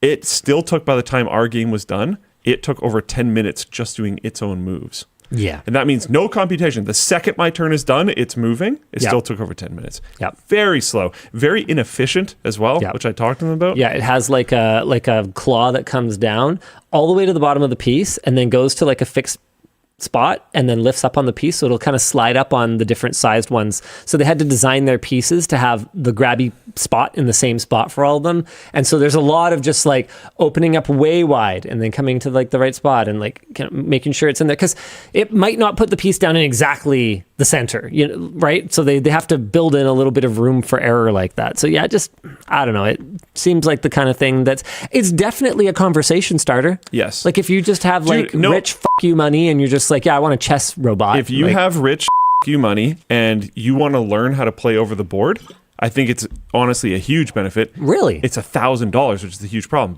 But my thing is like I have, my dad made me this cool, like he carved chess pieces, made a custom wooden chessboard for me. Super, super sick. I can almost never use it. Because what are the chances that someone is going to be around all the time that's so you want a exactly robot, at my rating? You want a robot that you can just put your board in front of. Because this uses its own board. That would be amazing. Yeah. But because if you play online, right? You go to move your knight, you click on it, shows you all the spaces it can go to. Well, you can turn that off. Yeah, but it's still like, even when you do that, like I don't know, the mental of playing physically over the board is different. Even like the angle that you're looking at, like it's a very different experience. I'm not a chess player. Far too much ADD for chess. So like I can think maybe 2 turns ahead at maximum, and then my brain starts going like I literally can't. You might enjoy puzzles, but yeah. But so like super, super cool. It's just really expensive, really slow. I tried to suggest that. Oh, sorry, I was going somewhere with that, but my ADD fizzled out. So the point is that I'm not at like a level where I would understand like, oh yeah, you need to like learn to play on the board. Like just because I don't recognize that doesn't mean it's not valid. That's totally valid, I guess. There's even a small thing where like if you're playing in an over-the-board tournament, you have a physical clock and your timer stops not when you finish your move, but when you hit it. Yeah. And this chess robot, when you're done your turn, you press the button. So you have to physically move the piece and then press the button, which is actually going to give you actual genuine practice for how you would play in a tournament. Except that in a tournament, your opponent is also going to be on the clock, and they're not going to take 3,000 years to move their pieces. Yeah. And you'll have a lot more time to think. You get to calculate while it's moving, which is bad. Yeah. And like I suggested, right now, if it takes a piece it will, the motor starts, it moves over the board, it lowers down, it picks up your piece, it raises up, it moves it over to where it's going to deposit on the side. It lowers down. It releases it. It lifts back up. It moves back over. It picks up its piece by going down. It comes back up. It moves it to where it's going to go. It goes back down. Like, if it gets mad, does it huck it at you? I wish it did. But I wish it would slide. So I wish it would grab it and then slide it to where it's supposed to go if it has a clear path. And then allow you to pick up your piece that has been taken out and move it to the side. That would be faster, but it would be like a disaster if people don't know to do that. So yeah, I get it. I don't know. I wish there was ways that could make it a lot smarter. But yeah, I thought that was pretty neat because I haven't seen anything like that before. I think there's different versions of it, but I haven't seen anything like that before. Farrowin asks, I've only been here for 6 or 7 years. Has Luke ever finished a sentence before Linus started talking? I don't think so. I don't know. What's the WAN Show? People. There was a thread on Welcome Reddit to the WAN Show a while ago. He just keeps going now too, so it doesn't bother me really. There was a thread on Reddit a while ago that was like sympathizing with me about it. And I'm like, dude, I don't even think about it anymore. Like it doesn't bother me at all. I don't know. There's quite a few people in my life that have pretty intense ADHD, and it's like if you either like let it bother you all the time or you just get over it. And I got over it. Yeah, Luke has adapted. Exactly. Like it just, who cares? He's reached his next form. Yeah. We'll either come back to that thought or we won't. It's fine. It doesn't matter. Conversation will move on. What were we supposed to be? Oh yeah, Dan. Dan, yours. You're up. So my top one is, I think, probably a bit of a weird one. I think I was telling Luke about this as well. I was walking around the show. It's my first time. I have no real desire to find a lot of the fun stuff. And I saw this really cute, like, chibi wall, like narwhal walrus kind of logo at a table in the back rooms of some random hall. I don't even know which one it was. And their company name is like Fun Something or Other, and it's really like cartoony. And then I look over on their third one, and it's like AI kill walls. Killnet for a military industrial complex, and it's like the biggest whiplash I think I've ever got. It's like, death from above from drones from the cute Narwal company. I don't think you had told me about that. Oh, okay.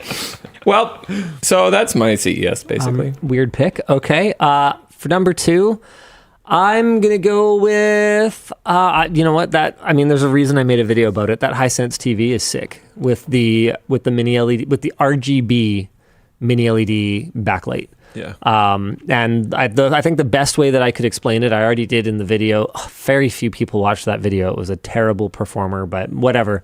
We're going to get our hands on it, and we'll do a funny vlog that I guess will engage people more, where we'll, have it almost fall over or whatever. And if that's what I have to do to get people to learn about cool tech, then I'll do it.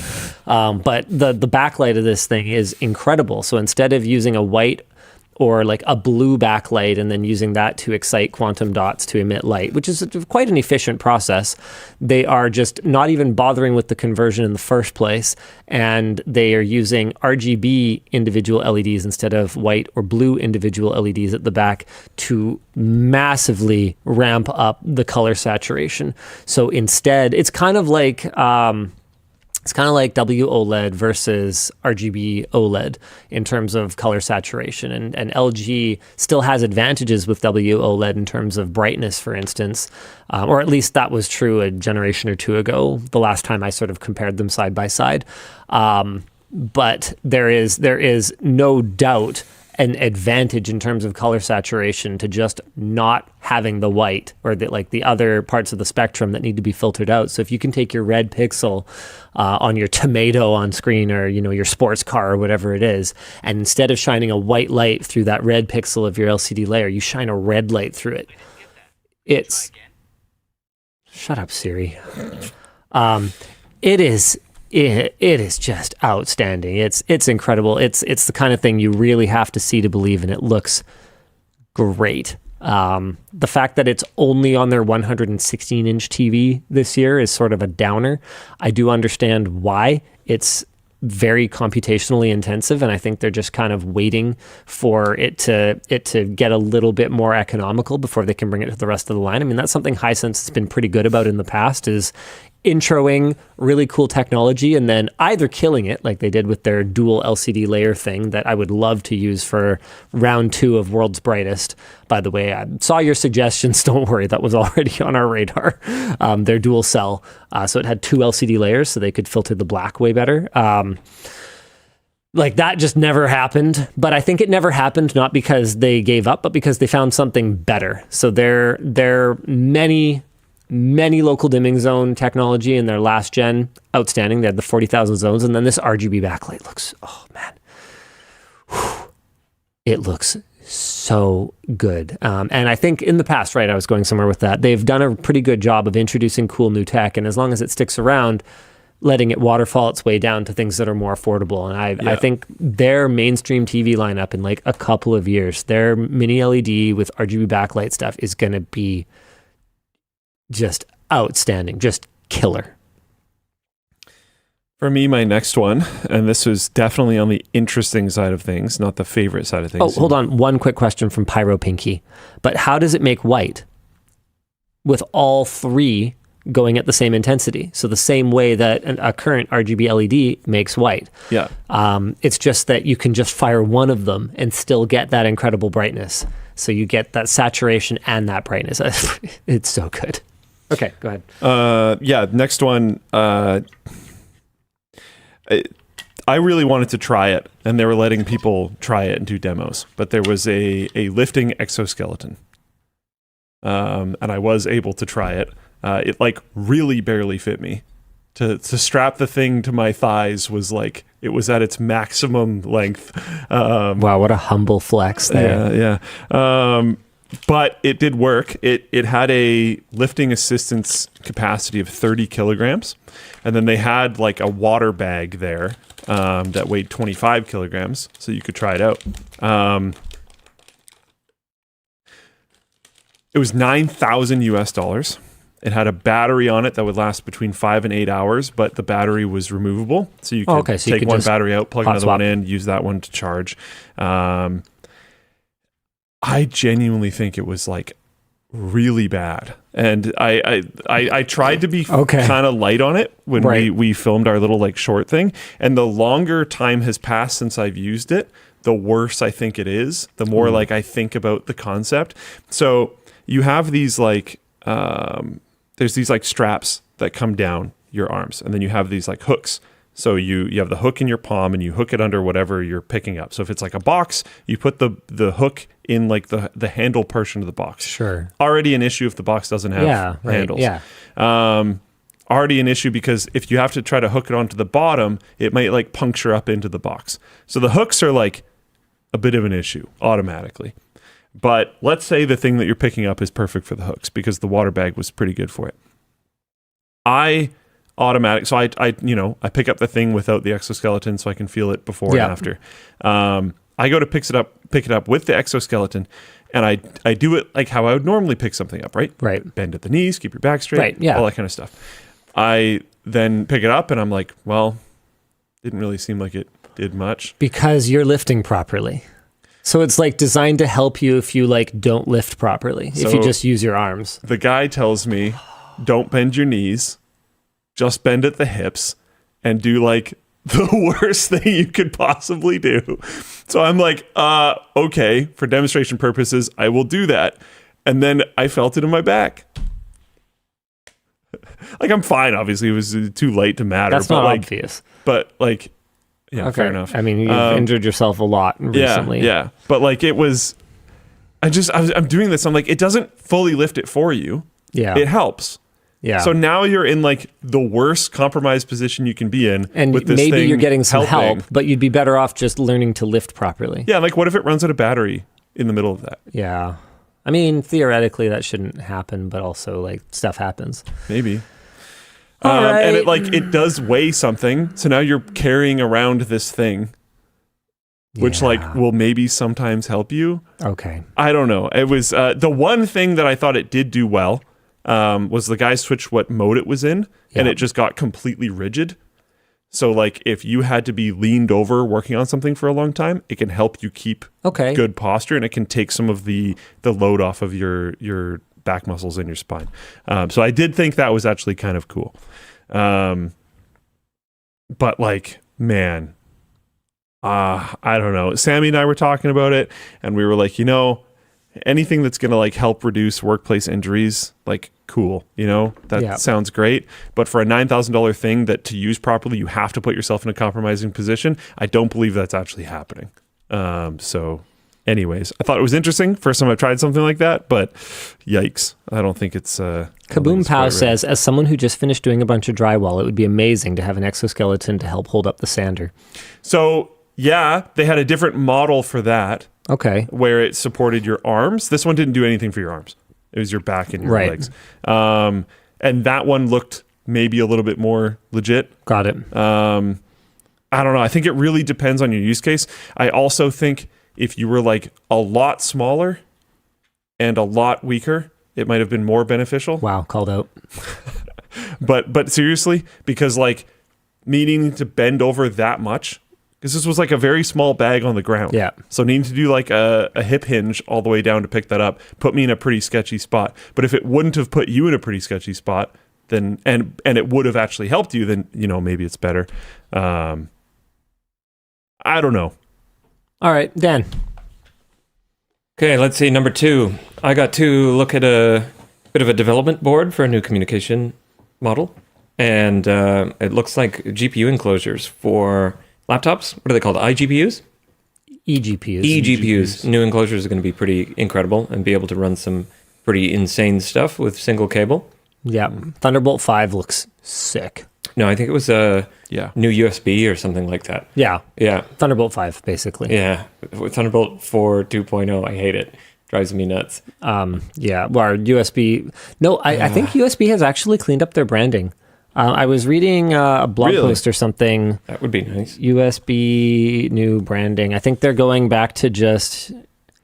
Yeah, here. This is on Ars. Says goodbye to confusing branding. Oh, wait. This is from 2022.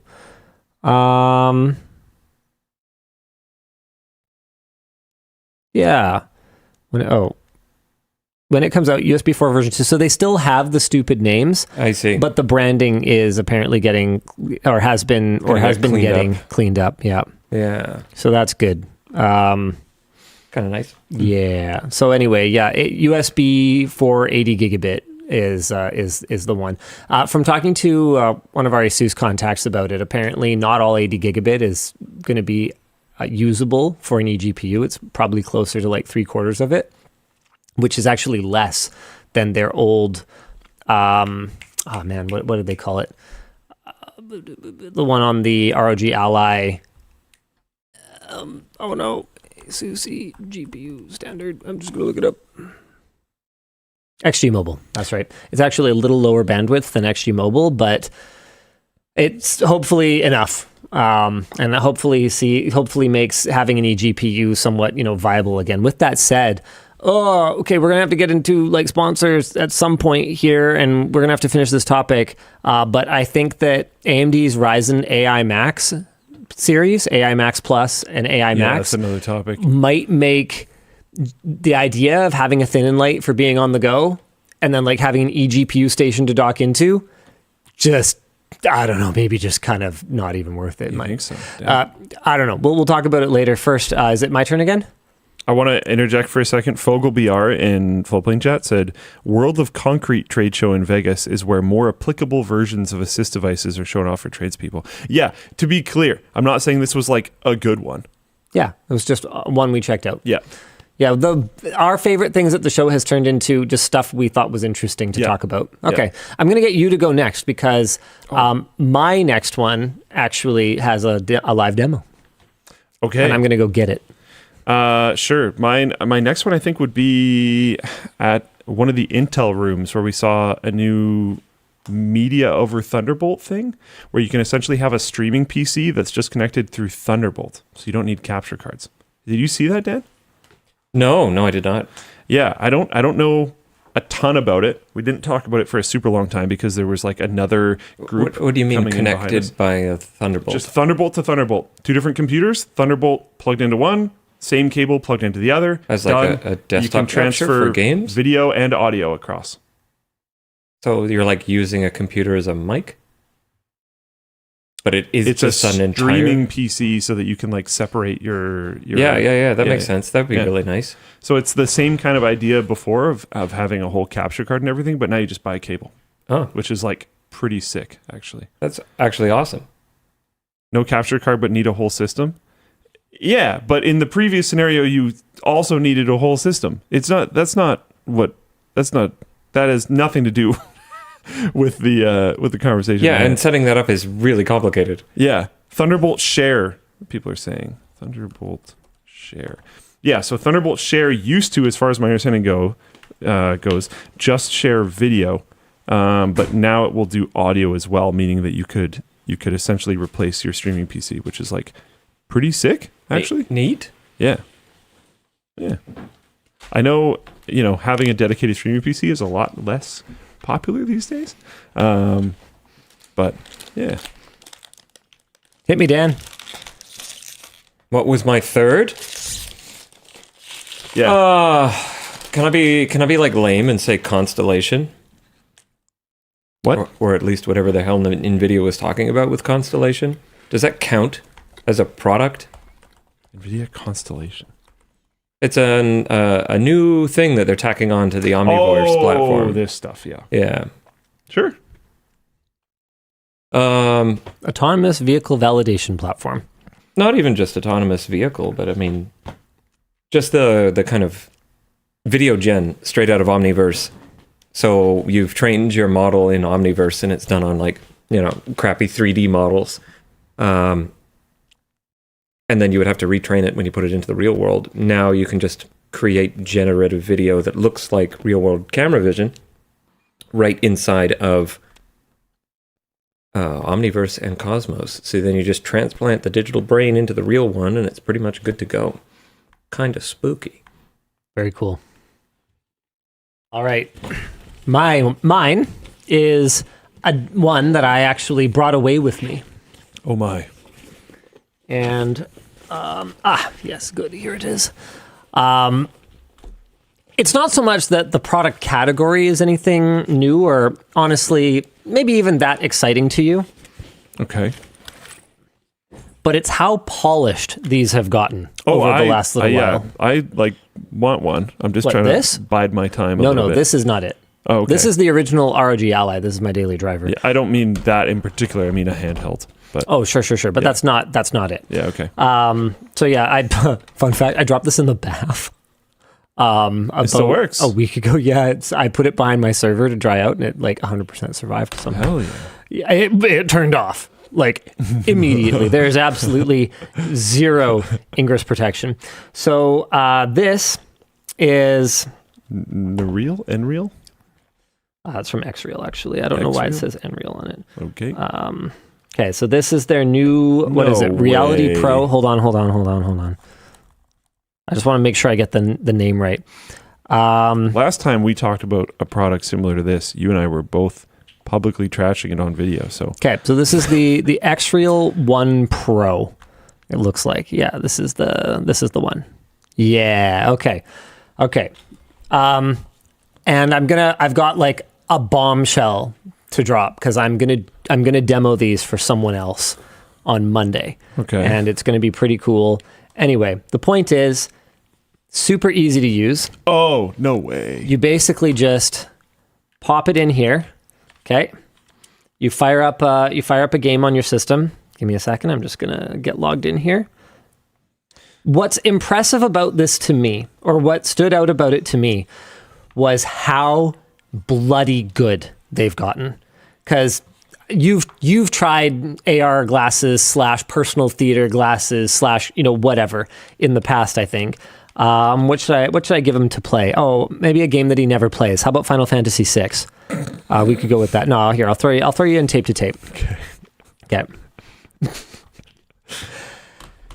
I feel like just for that I should spoil the person you're going to talk to, but I won't. You wouldn't. Okay, let me get this fired up here. AMD anti-lag. You look like you drank too much last night. Here we go. Okay. Now I'm gonna see this button that I'm pressing on the top here. Okay. Hold on. Is that volume or something? No. Okay. I'm going to give it to you like this. I'm going to hand you the controller first. First. Here you go. Okay. To be clear, these are not AR glasses. These are more like personal theater glasses. These are a screen that you can just, wear on your face, but that looks like a giant theater screen. I think this one is set to, I want to say like 155 inches and 4 meters away or something like that right now. Okay. So do these... From the front, you can't really see anything from anywhere. No one can see anything of what you're watching. So go ahead and put these on. And then just tell me what you think. Whoa, okay. That's an immediate improvement over ones that I've used in the past. Okay, you haven't even seen the best yet. So here, go ahead, grab your controller. Whatever they're doing to float the screen around when you look around feels a lot nicer as well. Okay, so you got your controller and everything? Yeah. Okay. Yeah, that's nice. I hadn't even darkened the glasses yet. Yeah. So they've got electrochromic, whatever. Oh, it's very clear. You're so far from your mic. He has no idea where he even is anymore because he's in his own world with a giant gaming screen in front of him. We have the handheld one now. We might even be able to show some video through the glasses. Some video through the glasses? Sorry, what? Oh, no, you can't see it, which is pretty cool. No one can see what you're watching. There's speakers built into the arms on the glasses. This is actually usable. I've tried a few of these in the past that were they were trying to sell them as actual products, but in all reality, they were tech demos. And this feels like I could understand someone actually buying this for real. If I do this, it'll lock the location of the screen. So you can look around. That's actually sick. So it'll kind of like the Apple Vision Pro, it'll freeze it. With that said... Oh, it still comes with you this way. There are challenges. I wasn't able to use it in this mode on the plane because it seems to be gyroscopic. Oh. There's no cameras on it for inside-out spatial tracking. Yeah. I definitely still have thoughts. There's definitely still progress. But in terms of the visual quality, even look into a light. Well, okay. Oh, right. There you go. Yeah. I mean, I can technically see the light, but honestly, it doesn't bother me. It's very, very usable, which is pretty cool. It still feels the previous versions of this felt like tech demos. This now feels like cool but early adopter. It's a real product, though. Yes. Yeah. 100%. That's wicked. Yeah, that gets kind of my award for finally being a thing that I would show a normie relative or something like that and say, hey, have you considered this? And you can you just plug it into your phone, you plug it into your PC, and it just it has no on and off button. It's just powered off of the USB-C port, and you just watch a movie. Yeah. You just play a game. Yeah. On a giant screen that you just bring with you. It's movie in bed or game in bed with one of those would be actually pretty wicked. Pretty cool. Yeah. I definitely have some feedback. I don't know if we're going to do a full review. I hadn't really planned to, but a lot of you guys are asking questions about it now. So, I mean, yeah, maybe it would justify a full review. It's for pre-order now.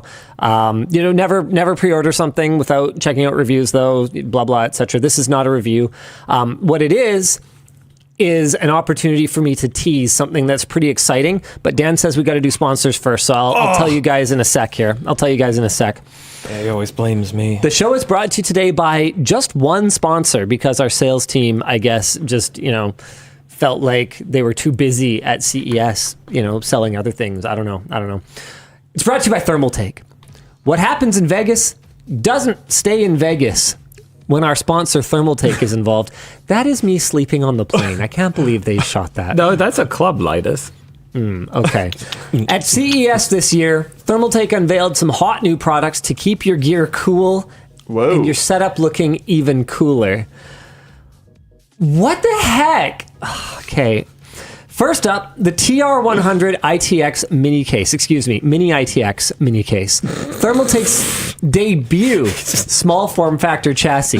It's compact, loaded with features like perforated panels for ventilation, and can handle up to a 280mm AIO radiator and a 360mm GPU. You can even slap a 3.9-inch LCD screen in the front. It's available in a bunch of colors, including cool options like matcha green and bubble pink. You can expect this case to drop in February. Next, Thermaltake takes cooling to another dimension with their immersion cooling cases. No way. The IX300 Mini ITX and IX600 ATX. These cases let you dunk your components in non-conductive liquid. Is it back? Cooling them better than the Bellagio fountains. With 10mm thick glass in the front, it's like putting your rig in an aquarium. No way! I was tuned out for a sec, but I am thoroughly tuned Immersion back in. cooling is back. Did they just buy out the patent guy or something? I have no idea. And it's not just all about PCs. Thermaltake also wants to level up your racing game without blowing your budget with their G6 Direct Drive Racing Bundle. It's got a 3-pedal design for buttery smooth control, a dual motor cooling system to keep it chill under pressure, and Thermaltake also offers the new GM5 motion system. It has 4 actuators giving you immersive feedback that puts you right in the driver's seat. With SimTools support, you're covered for just about every game. Learn more about Thermaltake's upcoming products using our link in the video description. Man, doing some cool stuff over there. I need to look into that immersion case. Yeah, a little bit. No way. I also saw like the world's tiniest water-cooled computer. It was about the size of a, I don't know, deck of cards in a little tiny case with little tiny little water cooling tubes. That's pretty cool. Absolutely adorable. I'm just stalling for time. 3 merch messages. 3 merch messages? Oh, sure. Yeah, okay. All right, hit me. Hey, DLL, I'm a junior in college studying IT management, but I feel like I'm a step behind those who've been working with computers since they were kids. Any thoughts on what I can do to catch up? Sorry, I was queuing up my thing. And sorry, Go ahead. I was looking at this. Oh, terrible. Oh my god. Okay, no, I got it. Working with any thoughts on what I can do to catch up? I mean, yeah, I read the thing. I mean, other than just immersing yourself, I'd say one of the ways that I stay somewhat up to date is talking to and working with people who are younger than me and who have been immersed in things that I haven't.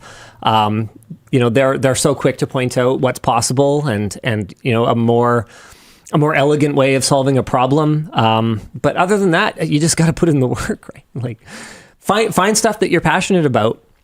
Find stuff that you're excited to learn about on your own time, because there's no substitute for just putting in the time. Greetings from WA. Building my house this year. My wife and I agreed on a budget of $10,000 to techify it. Aside from running Ethernet, what would you recommend? P.S. The restock notification didn't work.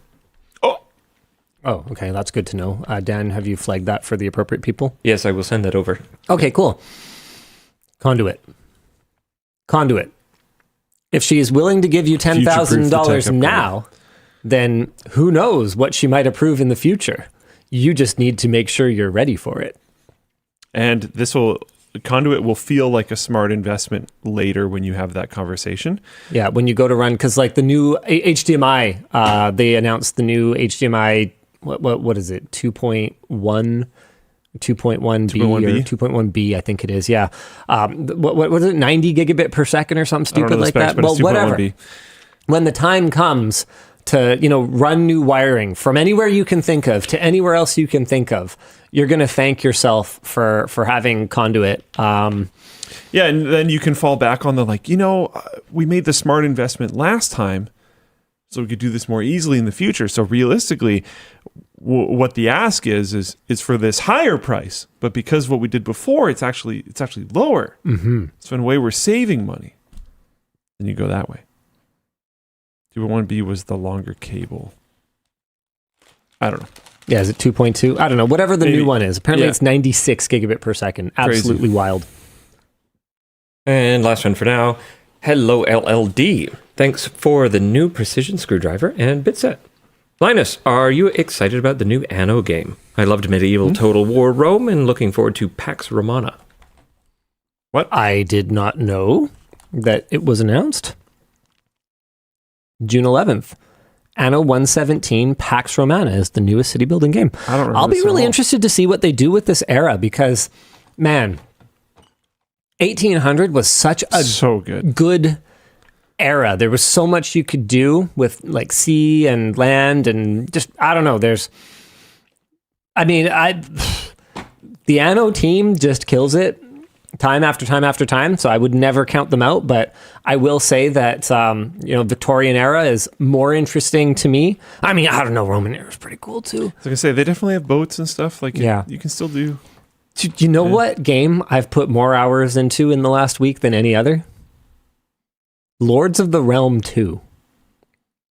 What is that? Exactly. I thought you were going to say Final Fantasy, just dunk on him again. No. I haven't played any Final Fantasy. I picked it up on Steam. Oh, dude, yeah. Whoa. Dude, this is an old Steam 10 out of game. 10 though. It's an old game. Dang. It's still really good. It's still really good. I was playing it with my son, and he Zero was like online, having let's go. fun with it. It's from like 1996 or something. Yeah. What year is it from? 1996. Did I nail that? Yeah, you did. Man, I'm good. Okay, anyway, I was 10 when this game came out, and Overwhelmingly it's surprisingly deep and fun still. So I played through a few missions in the campaign, and it's hard. Like, it's hard. It is very unforgiving. That's fun. It's a combination RTS and turn-based, like civilization management. I was gonna say this screenshot made me immediately think of Civ 1, which I think is like a similar time frame. No, Civ 1 was pre-1996. When did Civ 1 come out? 1991. Yeah, okay. Yeah, that makes more sense. Yeah, that's like Civ 2 was out by then. Yeah, the map in Civ 2 is pretty rough. Civ 2 was when I got into it. I think Civ 1 would have been a little rudimentary for me to get into. When I I've was a played kid. all of them. Really? Yeah. What's your favorite then? I think is it 4? Really? 5. 5. 5. Not 6, but 5. I understand why people like 6. I have issues with 6. It is what it is. I'm excited about 7. I'll play every single one. It is what it is. Bordaga says, I came out in 1996. Dude, the number of people that walked up to me this year that were like full-ass grown adults that were like, I've been watching your videos since I was a kid. Ah! We are coming up on the 5-year anniversary of the I'm Thinking About Retiring stream. Yeah. It's in like a week and a half or And something. that was when you had been deep in it so long you were thinking about retiring. How was that 5 years ago? When will it have been longer from the I've been thinking about retiring stream than when you filmed that at the beginning of the company? Oh, wow. Like, when will that be the halfway point? Only like a couple more years. Yeah. That'll be crazy. Yeah. No kidding. Okay. There are a few more, I think. Right. So should I finally tell them? Yeah, leak it. Let's go. Let's go. Wait, where'd it go? Where'd my tab go? I lost my tab. I will get a new tab. Here we go. You know, I had a better version of this tab that was working better for me, but I guess it kind of is what it is. Let's see if this works. Oh yeah, they don't have my thing here anyway. So I'm just gonna go on like You're just gonna go on I'm just gonna go on NBC.com. this random website. This is a show people might know. Oh, weird. Tonight Show starring one of the Jimmys, Jimmy something. Yeah, right. Oh, the racer YouTuber. Yeah. Alone. And this week, they had some people you might have heard of, Pamela Anderson, whatever else, Little Baby, and then on Monday they've got a show coming with. Wait, who's that? Wait, what? Who's that guy? What? What's he doing? What? No way! What the heck? They're gonna what? This guy's gonna be on Fallon? What's What? going on? Are you kidding me? They didn't have a picture of you? Not yet. There aren't very many on the internet. But when the picture goes up, it'll be worth it. Oh, Okay. All right. So I will be doing the demo of the X-Real glasses. Are you bringing other stuff? Yeah. Nice. I'm bringing a little touch of CES to the studio on the Tonight Show. Sweet. And this has already been announced, so I'm not breaking any embargoes or anything here, but you guys may have kind of casually noticed who one of the other guests is. Bad Bunny will be co-hosting the show, so I'll be bringing a touch of CES to both Jimmy Fallon and Bad Bunny, getting them to try out some cool products, check out some cool demos. When we told, because this came together really fast. I basically heard from them and they were like, hey, you're like at CES, right? I was like, yeah, I'm a little busy. What's up? And they're like, oh, how about this? Yeah. And so when I started going to brands and saying like, hey, yeah, I know, working with us, you like doing that or whatever. But what if there was a whole other level? It was amazing how quickly people started moving to get us what we need to make this a really cool experience. I think it's going to be super cool. I've got a bunch. This is one of 5 or 6 things that I'm going to be doing. I don't know what'll make it into the final cut, but basically I'm just going to be like, I asked them, I was like, okay, so like, how do I do this? Because I've never done like real TV before, Yeah. And they're just like, just do your thing. And like, I get it. I mean, obviously Jimmy's entire job is making everyone look good, so I'm sure he's going to do his professional thing. Like there's a reason that these guys like this have been on TV for a bazillion years. Like Luke and I have encountered this a number of times, I think. You remember when we had Tom Merritt on the WAN Show? You were going to say, yeah. And Chris Perillo, for that matter. Well, where they just came on and we're like, oh. So there's like a whole other tier of like entertainer, media personality, and this whole YouTuber thing is like, it's quaint and it's like relatable, but it's not because we're the best at this. It's because we're relatable, I guess. Yeah. So I'm not worried. I'm sure he's going to do a great job of making it seem like I'm doing a great job. But I am still a little out of my element, right? So I'm asking them, I'm like, okay, so how do I do this? And they're like, just look, we want someone who kind of, brings the energy to it. And it's the same thing that I always tell people, right? They're like, just have fun and it'll be fun. And I'm like, okay. So it's basically the same thing, different size of camera. Yeah. But yeah, the live audience is a little stressful because it's not something I do. I'm very comfortable. You've done that before, though. Performing in front of a glass lens, but it's different, and I'm a little rusty. I agree. I'm a little rusty. It is definitely different. So I'm excited. I'm excited. Are you going to get any like media training or anything? Like, do they prep the guests at all? They gave me a couple basics, but they're like, yeah, pretty much, we scoped you out. Like, just, use your common sense. How do you get tickets to watch this? Oh, shut up. Don't even. Hey, Luke, I need to request some vacation time approval. Yeah, hey, Terren. Hey, Jay. Hey, Jay. I want to go. How do I go? You really do not need to go for that. What day is it? It's on Monday.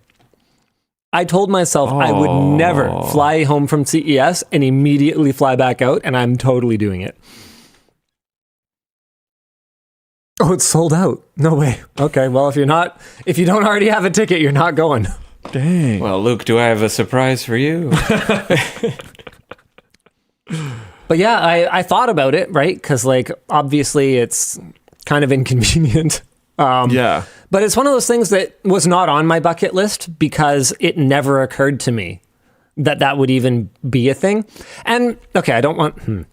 You're part of the group of people that sort of killed old media. Well, okay, don't clip this. But it's like. But it's still cool. It's genuinely very cool. It kind of makes me like, I don't want this to come across the wrong way, but like part of me is like, yeah, this is like completely not my world. I can't believe I'm being invited into this world. This is so cool. And then the other part of me is kind of like, please don't take this the wrong way, but like, how did this take you so long? You know, like where was my invitation 5 years ago? Anytime you wanted to talk about tech, like how was I not on the list at least, you know? Yeah. And I've had a couple instances where like movie productions have reached out and been like, hey, yeah, we might have like a role for like a you know, a geek guy or something like that. And would you be interested in doing like a little cameo appearance or something like that? But surprisingly little. Like it just seems like such an obvious to the audience that I don't really understand why it hasn't happened more. I've always kind of wondered, like, is it the Canadian? Like, you're not an American? I doubt it. You're not in New York or Cali? Because the thing is, like, I don't even just mean for myself. Like, there's lots of other tech creators that are American that are a huge deal or whatever, and there's surprisingly little. Someone tag Ryan Reynolds. This is not. What about Ryan Reynolds? This is not the point. It's not even related. Yeah. No. Okay. Sorry. Yeah, that's not what we're talking about. Anyway, yeah, no, I don't know. I think it's cool. He's Canadian. I know he's Canadian. He's not. He lives like an hour away or something. We're talking about a cameo thing of a creator. We're not talking about an actor. And there have been times when like you know, like a movie is loaded up with online influencers and stuff like that. But seen that a couple why only then? Like why not leverage the notoriety of these people? Like it just seems kind of obvious to me, but I think part of that is just that I don't know, to that world it doesn't seem obvious. I mean, even how this happened, it sounds like it was just kind of random, like someone on the team like knew, you know, was a viewer. And it's like, okay, yeah. It seems like the kind of thing that cool.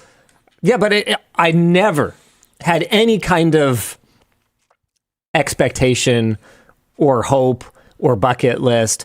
And so even though it is very inconvenient and was actually a ton of work for the team, I want to just take a little bit of time to shout out the team, the procurement team. Like Dylan was running around all over the show floor. Andrew ended up doing an extra few hours of shooting with me to get some footage for like a little sizzle of like what is CES that maybe they'll use or maybe they won't. Like who knows, right? Like we're all new to this, right?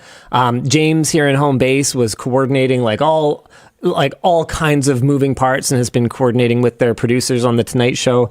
I really feel bad if there's anyone that I'm kind of forgetting right now. Oh, the writing team contributed to just like throwing in leads for stuff that we could go follow up with the brands and see, because the backup plan, they were like, yeah, we'd love to have you on. We'll just have you on the couch. Just talk about CES. And I was like, okay. You want to be the like animal handler. This is probably my one time I'm going to do this, right? Well, let's smash it. Let's do it right. Right? Yeah. Like let's do it like we do it. And so I was like, okay, well, what if I could pre-film segments and we could watch them together? Would that be cool? And they're like, oh yeah, that'd be way better. And I was like, okay, what if we could bring CES to you? And they're like, whoa, like that wasn't what they were really expecting because it was really, really quick turnaround. Yeah. And so the team really stepped up, filling in docs with leads. The business team actually did a ton of work to make this happen because a lot of the time they coordinate with the brands. So even though, you know, it's not a paid deal or whatever, it's still coordinating through their contacts, right? Are they off the hook for the one sponsor tonight then? Does that redeem them? Okay. Yeah. All right. Yeah. All right. How do you know that it was just 3 times the length?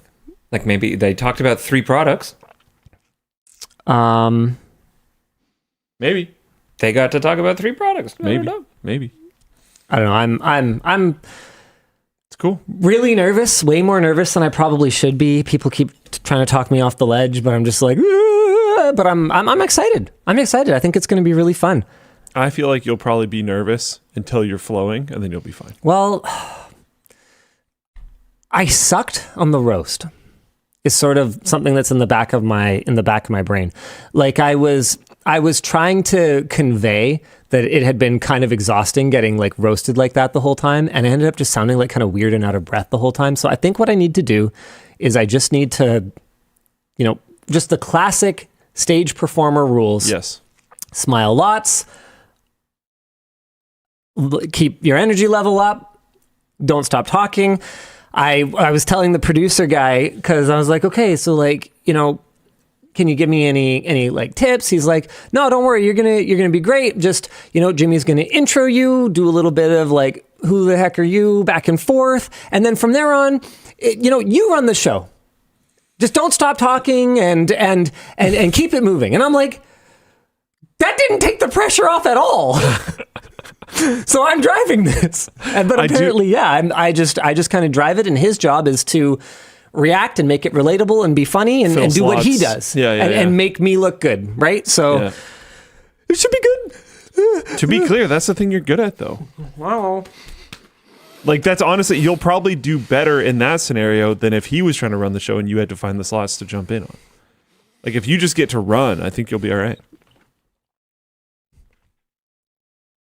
This engine works better with a lot of gas. It's one of those things where it's like, realistically, it's not even a bigger audience than I normally talk to.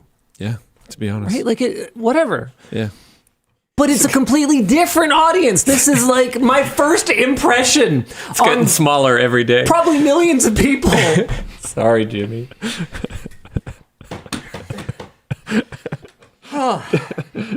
Don't clip that either. Were you even unmuted for that? No. Oh, okay. Oh, no, wait, yeah, I was. Okay. Anyway, Audio Gary says, "No, Linus, we'll be there. Heck yeah. All right, thanks, guys." I tried. Yeah. Tickets were sold. Honestly, this might come across, I don't know how this is going to come across, and I might change my mind later, but my initial gut reaction to that is I'm actually kind of glad. Yeah. I think that knowing there were like potential like regular viewers or like super fans in the audience would actually put a lot more pressure on me. And in some ways, I think I'd be happier knowing that it's just a bunch of like random Tonight Show viewers in the audience, like a bunch of Bad Bunny fans. Because like I noticed that this particular episode was sold out, but like the rest of the week none wasn't. of the other ones were yet. That's going to be Bad Bunny. That's that ain't me. He's kind of a big deal. All right. Yeah. Yeah, everyone's like, yeah, that's it. Because it seems like in chat, there's the people who have no idea who Bad Bunny is, and then there's the people who are like, yeah, that's like huge. Yeah. Okay. Yeah. Okay. Why don't we? What else are we supposed to? What else are we supposed to do today? Dan left, and whenever he leaves, I feel completely adrift. It's always at the worst possible time. Yeah. I think we're supposed to do topics. I'm pretty sure we're supposed to do topics. Okay, let's do some topics. Do you want to talk about AI Max? Yeah, let's talk about it. Yeah. So our headline here is, why is no one talking about Ryzen AI Max? Well, I can tell you right now, part of the reason is AMD's phenomenally stupid branding. What is Ryzen AI Max and Ryzen AI Max Plus? Genuinely hate the names. How does that compare to Ryzen 5 and 7 and 9 and Ryzen AI 300 and Ryzen 200? What the is any of this stuff, AMD? And it sucks because this product is sick. That here, I'm gonna bring up the. You want to see the specs? I'm gonna bring up the video. Oh, okay. No, I want to bring up the. When you want to see the specs? I have it perfectly lined up. I want to bring up the actual video here. Okay, LTT. Here, we're gonna fire this up on Floatplane. Okay, so Asus was showing off their new Z13 gaming tablet with the Ryzen AI Max processor, and here we go. So I've got Black Myth Wukong running. Here we go. We'll go full screen. This is integrated graphics, okay? On a I forget if it was 1440p or 1600p. I think it's 1600p. Not the easiest game to run either. Don't quote me on that. But and I was using resolution scaling, so I'm probably running it at about 1080p worth of pixels on about medium settings. But guys, this is integrated graphics. This thing is incredible. Super thin laptop. Super thin. Here, you can actually. Oh, right as I put it down here. Hold on. I'll go back. Barely runs you can on my see how thin it is. 4090. That's a tablet. Okay. What? This thing is flipping wild. So they had it. It can run at. I think AMD rates it at anywhere from 45 watts to 120 watts or something like that. So we didn't make a video about this one because I was just there to see the new Lenovo Legion Go S. But in AMD's booth, they had an HP, like thin and light, that honestly was not that much thicker and not that much heavier than my Snapdragon X machine that had a Ryzen AI Max in it that was running at, I want to say 55 watts instead of the 80 watts max in that like gaming tablet. And like what I was saying earlier on the show, I obviously it doesn't give you the upgradability of an eGPU solution where you can like slot in a new graphics card down the line, right? Especially if your CPU is kind of still good enough. That's super cool. And that's still totally valid, having a thin and light laptop with a good CPU in it, and then using an eGPU when you dock to get the performance. But if you could have this level of performance all the time at an even somewhat reasonable price, because AMD has integrated everything onto one package, wow. Super cool. I ended up going off on one of my just like rants that has nothing to do with the people listening to it in the booth, because I was like, this is what AMD Fusion was supposed to be all those years ago. AMD, like I saw this stupid interview where some stupid interviewer asks an AMD executive if like the Apple M4 was an inspiration for this chip. And I'm sitting here going, AMD had this vision 10 years ago. Yeah. 10 years ago, they talked about Fusion. 10 years ago, or 12 or whatever, they coined the term APU, Accelerated Processing Unit, or Advanced Processing. I forget what it stands for. But this idea of having a powerful CPU and powerful GPU that are integrated together. And then for 10 years, they sat on their butts and didn't build it. They didn't build it. And so, to their credit, I don't remember who the interviewer was, but there was some validity to the question too, because AMD even said, like, yeah, Apple kind of proved the market case for it. But it was like, why did you guys announce it? Why did you announce Fusion and then never build it if you didn't think there was a market for it? And I already know the answer. The answer is they had no money. They were a walking husk of a company for years and years and years. But that we're finally seeing it. This right here, this is the point of the ATI acquisition. This is why they acquired a proper graphics company, a proper PC graphics company, so that they could crush Intel in integrated graphics and potentially invalidate the entire low end of the market for their competitor NVIDIA. Because NVIDIA isn't going to sell a single 4060, and I haven't seen the performance of the mobile 5060, so I have no idea. But if I could buy this, where I don't have to deal with kludgy, what's it called? The NVIDIA feature where it switches between the integrated graphics and the dedicated graphics, the power saving thing. Yeah, I don't remember. Help me out here. If I don't have to deal with kludgy switching between integrated graphics and dedicated graphics, if I could just have it on one chip that can run in a power saving mode. Optimus, that's right. Thank you for that. I'll just take this. Even if it does cost me a little bit of performance. Yeah. I love it. I think this was the biggest thing. Everyone's talking about like the Radeon 9070 or whatever, or like some of the other stuff. I think Ryzen AI Max, horrendous branding aside, is trash. by far the most important product that AMD showed off at CES this year. And this should have been like the star of the show. That HP laptop is sick. This gaming tablet is sick. The ability, so they've gone unified memory. So the ability to just like fire up Armory Crate, allocate 100 gigabytes of RAM. It uses a quad channel memory controller. Like this thing is sick. So you put 100 gigs of RAM on your GPU, and like, yeah, it's not the most powerful GPU, but you could still run a decent sized model. Yeah. Right? Well, a pretty extremely slowly. Decent. But like a very decent sized model in this. That's pretty nuts. I love it. I love it. This was what they promised all those years ago, was the CPU and the GPU working together in harmony. And all it took was for Apple to prove a market case for it. What are you talking about? Something with decent integrated graphics has been on our minds forever. That was like the whole point. You guys knew it. So I'm just stoked. I'm super stoked. It almost makes up for my disappointment that the Z2 Go is such a dog turd. So I don't know, their new Z2 line of processors for these. The Z2 Extreme looks sick. It's Zen 5, combination of full Zen 5 and the compact.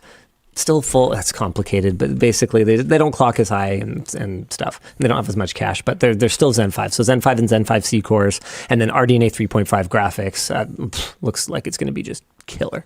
I gamed on the Legion Go S2 or Go 2, Legion Go 2 prototype, and it's freaking fast. There's rumors that is supposed to be effectively the Steam Deck 2. Valve came out and said no. Oh. So nice. I don't know. We'll see. Because I would like an actual Steam Deck too. I think that would be cool. But anyway, the Z2 Go. Wait. Okay, so you're saying no as in they're not making one? Valve, well, I don't know if they said they're not making one, but they've said that they're not making that right now. Okay. Anyway, so the Z2 Go, I was really excited about it because our first deck and briefing from AMD didn't specify what generation the cores were for the CPU or GPU. So I assumed that it was quad core with, is it 12 CUs? I think it's 12 CUs of RDNA graphics. And I was looking at this thing going, this is going to be an absolute monster. It's going to be super efficient. Maybe they're like all compact Zen 5. And so it's going to be this like hyper efficient. This will come after like little, like Android based like emulation devices, but it'll be full x86. This thing's going to be awesome. And then I found out it's Zen 3 and RDNA 2. So it's like ancient generation technology. So it's not going to have the efficiency to do that because I wanted it to be current gen. So you could have like a small battery in it too. Like you could really build really compact PC gaming handhelds. But I'm over it. But anyway, I expressed my disappointment to them in person. I said, this is what I want. So they were like, well, we can't comment on future products. And I was like, yeah, it's fine. I get it. But this is the thing that I'll be excited about. So yeah, off you go. Go build it. Go build the future, AMD. See you later. See you in a bit.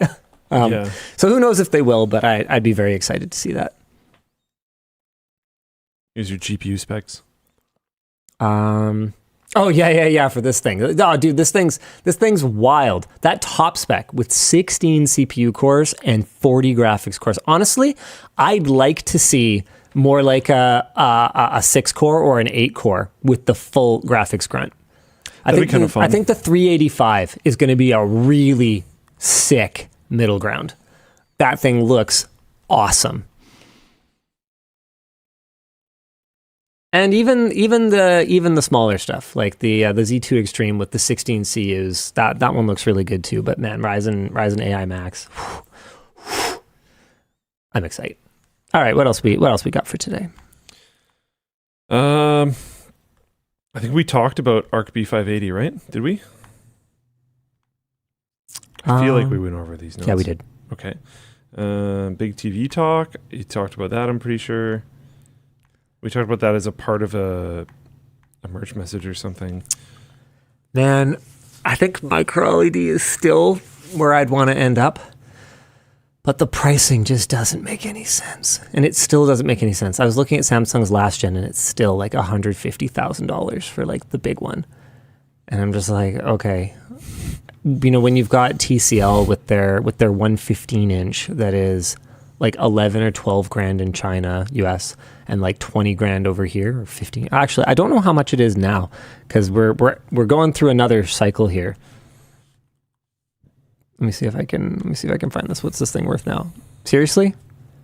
Oh no, this is Best Buy Canada, $27,000. Okay, so yeah, it's like 20 grand US. Okay, shut up. I don't care. How do I switch? I just ugh. Why do you need bestbuy.ca/English/-ca? Just, I don't know, whatever, it doesn't matter. So I'm going to say USEN. I'm going to guess. Nope. All right. Just stop. If I remember correctly, Best Buy doesn't have the like safe link thing that Amazon does. Like, the links aren't identical. Brutal.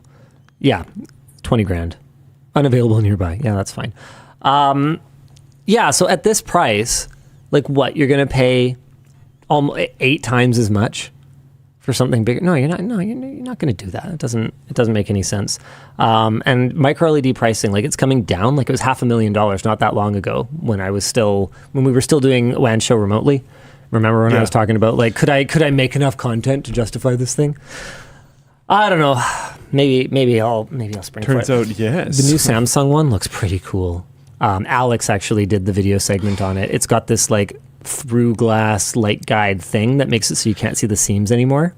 I wonder what NVIDIA was using for the keynote. Oh, that's like a commercial display. So that's like powered by like a zillion quadros or whatever, and is many of the small panels. But the new Samsung consumer ones are big modular panels, so they have way fewer seams to make the installation process easier for their integrators, and also to have less likelihood of like one panel dying or fading or whatever differently. And so I think it's like 2 or 3 for a 16:9, and then you add like one more and it becomes like a more cinematic aspect ratio. I don't know. Maybe one of these days I'll just do I'll have like a crazy year where I'll just like spend all the money. Just go for it. And I'll just say, you know what, f*** the haters. Nivera. And we'll just do crazy projects. Wall to wall. We'll do the tech yacht. We'll do the tech yacht. Yeah. What do you think? Do a tech hotel? No tech hotel. You do a tech I can't yacht. afford a tech hotel. But you do a tech bed and breakfast. I think I could do it. I think I could do a tech yacht. Here, check this out. Oh, what the heck? Why does Facebook sign me out constantly these days? I don't get it. Like, constantly. Like, every other time I touch it, it's signed out. Doesn't like you. I don't blame it. I mean, I'm not that into it either. But Marketplace is pretty sick. Okay. Here you go. Facebook Marketplace. Yacht. On Marketplace. Yacht shopping. Okay. Hear me out. Tech yacht. Okay. Got that hot tub. Oh my God. Got that integrated barbecue. Okay. Hold on. 1993. 1993, baby. 93. It was a good year. Was it? It was a good year. How much maintenance is this thing going to need? I don't know, man. I don't know, but hear me out. Tech yacht. This seems like something that Dan, for some reason, would know too much about. Yeah, I did. For many, many, many years. Of course you do. How much are we looking at for maintenance on a boat from 1993? Yeah, Dan, tell us about. Okay, LAN. Okay. LAN right here. Okay. Yacht to LAN. Yacht to LAN. Get the dining room. Set that up for yacht to LAN. How much crewing do you need for like? Well, technically, how long is that one? 123 feet? 123 feet, baby. I believe for that length, you need a proper captain's license. And now every time you want to take it anywhere, you need to get a captain's license. Mortgage for that a year probably would be in the high 5 figures, if not 6 figures.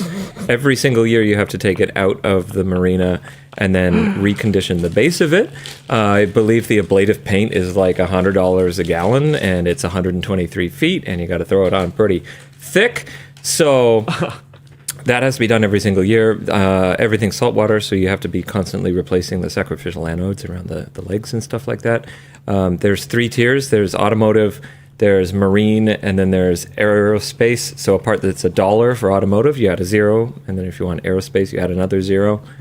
The saltwater constantly attacks almost everything.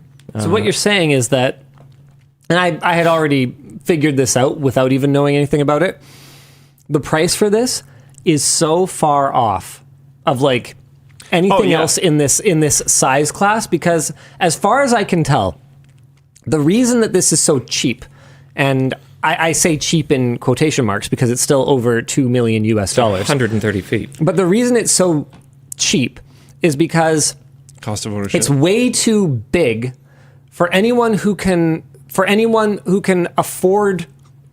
Okay, it's too old and it's too much to spend on maintenance.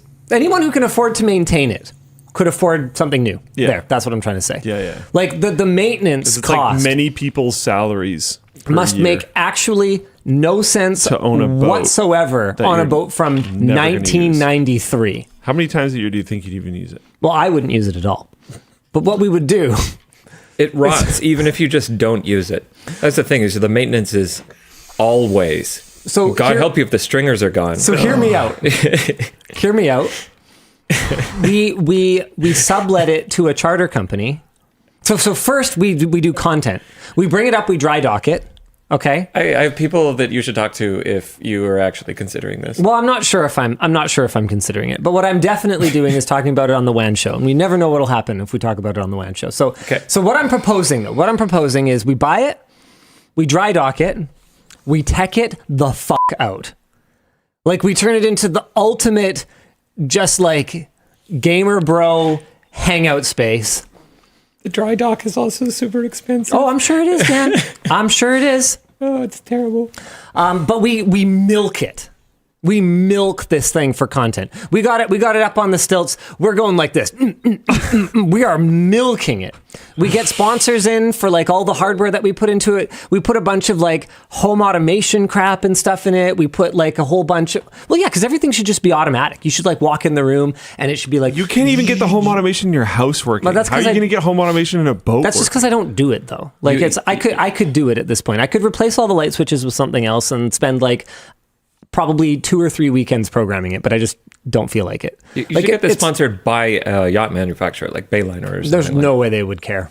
They don't know who we are. I'm not even, I wouldn't even bother calling them. But, so we dry dock it. Hey, they might. We milk it. You don't know. We milk it for You got on content. Jimmy Fallon. So we do, it's true. So we do like 10 to 20 videos. I mean, look how many videos we made about techifying my house. And this Yeah. honestly is like kind of cooler in some ways because we'd be solving some pretty interesting problems. So then we do like a maiden voyage, okay, where we do like the world's floatiest LAN party or whatever, you know? You can finally do Lowlander. And then we don't want to go that deep. we want to stay on the surface of the water. That would be 0, right? Yeah, sure. So And then we just like sublet it. There's companies that manage charters for your boat or whatever. Yeah. And then we let people book like gamer boat charters. So they go around, they like, pad about or whatever, and they game and they drink some alcohol. They do what people do when they, charter a boat. go on boats. Dude. Actual whale land where we see actual whales. Are you planning to do the LAN party like out in the middle of the ocean or something like that? Why not? Because like I believe that the fuel for a generator to run a boat like this is roughly $40,000 to $60,000 a day. Yeah, I know. But that's the problem of the people who rent it. Well, think about the water cooling. Like you could do water cooling.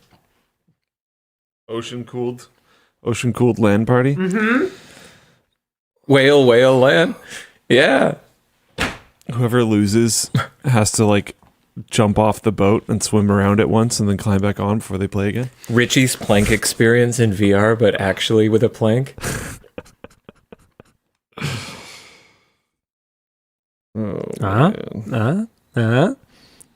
Tech yatched. I already asked Yvonne to book a time for us to go see it. God. I'm still not sure how serious I am though, Dan. I just want to see it. Okay, I'm going to I'll get you some numbers to call. I'm not that serious yet. No. Just as like an explore. It'd be a fun conversation. I'm just going to go see it first, and then I will see how serious I actually am. Dan knows a guy for everything, Jay Fife. That's why I was like, yeah. No. This is a team of people. I will put you in touch with a team of people. I'm not that serious yet. I think it'd be a fun thing. Like I also had my experiment. eye on a plane. I do not have a person for those. I do actually. Yeah, that. Oh, actually, Together we can get somewhere. You have someone on staff that can fly planes. No, I have a plane guy. Fly plane guy. No, you can have the plane guy. I can have the pilot I've got guy. bush plane guy. Oh, They're like sick. like action. No, I have a Hell yeah. float plane guy. Nice. He used to build them behind our house. I'm gonna buy you a float plane. Joe can fly it. That's Legitimately. sick. That's so cool. So that one would be also techifying, but is really challenging because they're... What if you did a helicopter and then you could land your helicopter on your You yacht? can't put any like tech in it. But you could land your helicopter on your yacht. Yeah, but there'd be no tech in it. I need content. Otherwise, I'm not spending any money on anything. So If you get a big enough No, helicopter, you did the could tech put van. a back Do the seat tech gaming helicopter. station. no, but helicopter, they can't lift anything. Like as soon as you put like a TV in it, you take away like half a passenger worth of capacity. Like you can't. There's definitely helicopters that can lift things. Decommissioned Yeah, but military helicopter. Sure, but I'm not. What are they, Schwakorskis? But I'm not You can buy buying that. Blackhawks. You can straight up buy Blackhawks. Okay, Black unlike Hawk? both Yeah. of you, I'm having a serious conversation here. So I'm don't going to buy a know. $2.5 million 130-foot yacht. having a serious conversation about It's not going to be that much expensive. I don't know the price of paint. People will just charter it. We're in like some of the worst economic times in history. People will just charter my gaming yacht for $120,000 a day. the rich are doing great, Luke. It'll be Yeah, fine. they are. Yeah, Yeah. that's true. That's true. That's true, actually. All right. Although they're not shopping at Tiffany's, so Okay, so back to the jet. The issue with the jet is we're looking at an order of magnitude greater price. If we want to, Wait, an actual jet. You're not a prop plane. yeah. Holy crap. Okay. Yeah. So by the if you're looking at a prop plane, you're not going to have the kind of seating capacity and the kind of lift capacity that you'd. Okay, and I'm not talking about some freaking flying fortress or whatever. Like, obviously, yeah, it would, but that's not a thing you can buy. Like, I'm talking if you pick up like a. How many like a seats are you used talking about? Gulfstream or something. Yeah, so something with like I'm talking something with like a dozen seats or something like that. Like you can get prop planes and they're cheaper, but they're like slow. So anyway, the challenge with the really small, affordable private jets is their lift capacity, like their passenger and cargo capacity is like super low. So if you want to get into something that you would actually be able to like refurnish the inside with anything that is not made of carbon fiber, like if we were to put a bunch of TVs in it or something. Oh, there's no prop planes that can fit people in them. No, I didn't say that. I said that the amount that they can lift is not that much. This fits 50 people. I'm pretty sure it can lift a decent amount of stuff.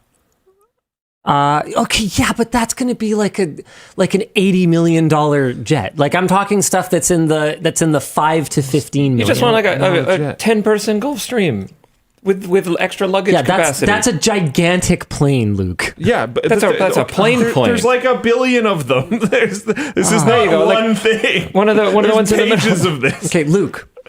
I'm trying to tell you right now, in the small private plane space, Okay. the amount of cargo and people that they can lift is very limited. Yeah.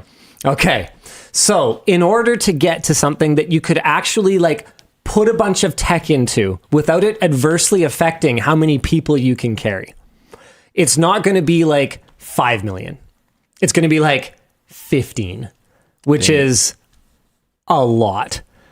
And once again, the plan would be like tech it out, and then there's services that like as far as I can tell, almost nobody who owns a private jet like just I feel like owns some it. people would.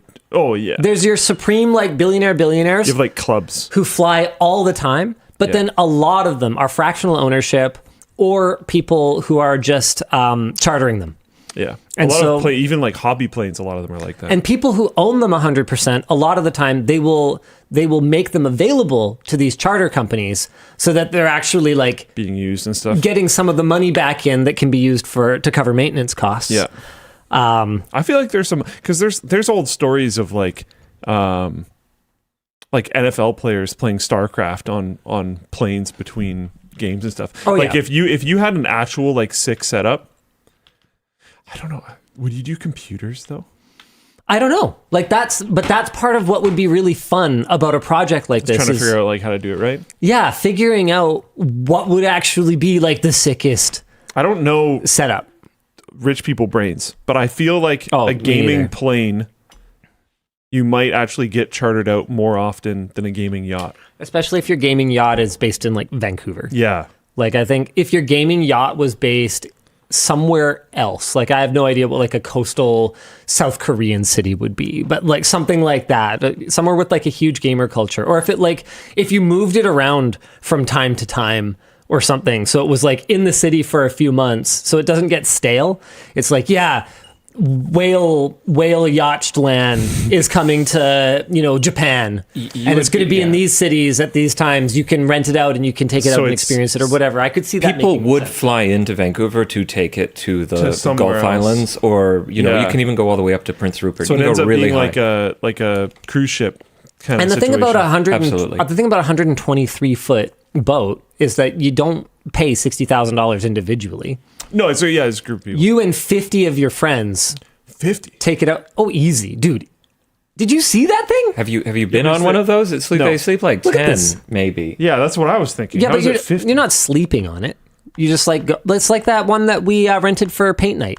Remember when we did that paint night event? Were you not at it? Oh, you weren't with the company yet. Okay, well, whatever. We chartered a boat for like a paint night.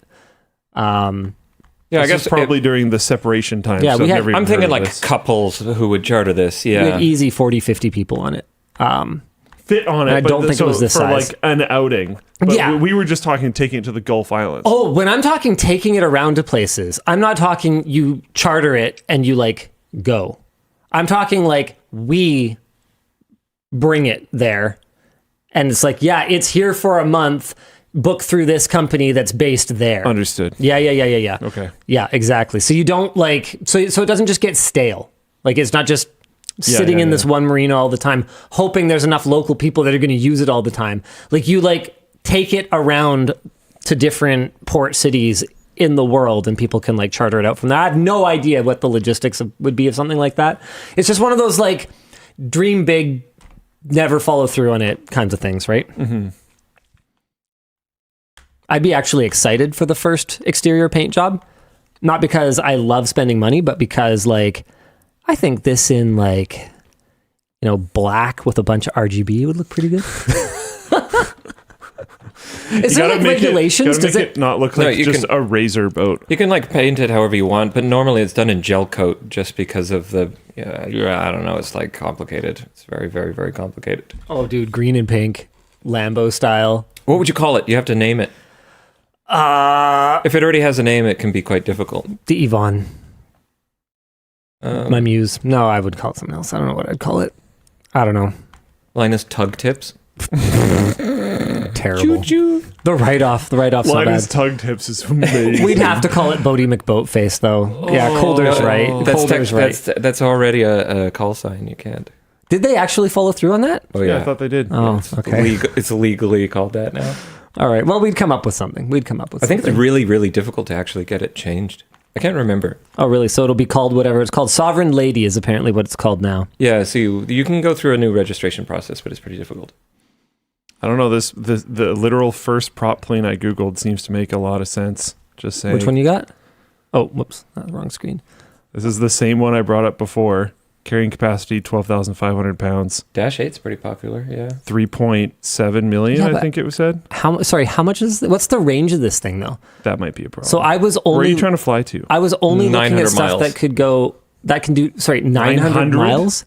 Oh, that's like nothing. That's a yikes. That's an AI thing though, so maybe. Okay. I was only looking at stuff that could cross the Atlantic. Cross the Atlantic? Yeah. Okay, yeah. Oh, yeah, that's you're extremely screwed. limiting. Yeah, then. no, I thought I know. you were staying North America. Because the whole thing is like I would want this to be something that people would actually go somewhere in. Like it's not a cargo vehicle. Crossing the Atlantic dramatically limits your options. Okay. Yeah. So hopefully that makes it more clear. That makes I was kind of thinking you were a little nuts. That makes a lot more sense. I'm not an idiot. I was like, what are you talking about? Okay. Yeah. Okay. And across the Pacific would be ideal. That also explains the price range you were talking about a lot more. I found one plane that seemed like kind of a balance. But like this yacht, it was older. And so I'm sure there's a reason. And it's that anyone that can afford a private plane can afford something better. Anyone who can afford the maintenance of this plane can afford a better plane than this. Yeah. But then, the value add we would bring is making it like a sick plane for gaming. Because anyone can watch a movie on the plane. But can you like game on a giant, curved projection screen that lowers down. Like, I don't know. Like, I don't know what would you come up with. Well, you know? you got a couple pontoons, and you would go and like float them out in the bay. Are you talking about the plane or the boat? boat. Now? Okay, yeah, okay. That makes more sense. I mean, not much more, but yes, some more. Check out the Jet Business channel on YouTube. 1999 737 for as little as 4.5 million. Oh God, I can't even imagine the maintenance on something like that. Yeah, a 737. The fuel efficiency is probably an issue at that point. The cost to fly it is ridiculous. Wild, dude. Yeah, absolutely wild. Okay, apparently this channel does like tours of planes that are for sale. What I've learned after selling private jets to billionaires for 40 years. What a fascinating channel. I love this guy. What a fascinating channel. He's so suave. You'd have to be, I guess. Look at this. This is great. How to sell a $55 million private jet sitting in his office. I love it. I love it. A day in my life. Look at this. This guy does views. look like someone who spent his life selling $55 million private jets. He really does, doesn't he? Yeah. Love it. Man, you'd meet some characters. Oh, I'm sure. Working in an industry like that, dude. You'd meet some characters. Okay, so a Gulfstream G550. I think that was one of the models I was kind of looking at. Gulfstream's the go-to. There was another one that was like a more sensible, less brand name one that also made sense. I can't remember which one it was. Is it normal that these like smaller, more private planes would be slower? Is that normal? Seem expected? Not that much slower. The Learjet? jets are pretty jetty. Anyway, this is not a real. Yes, it is.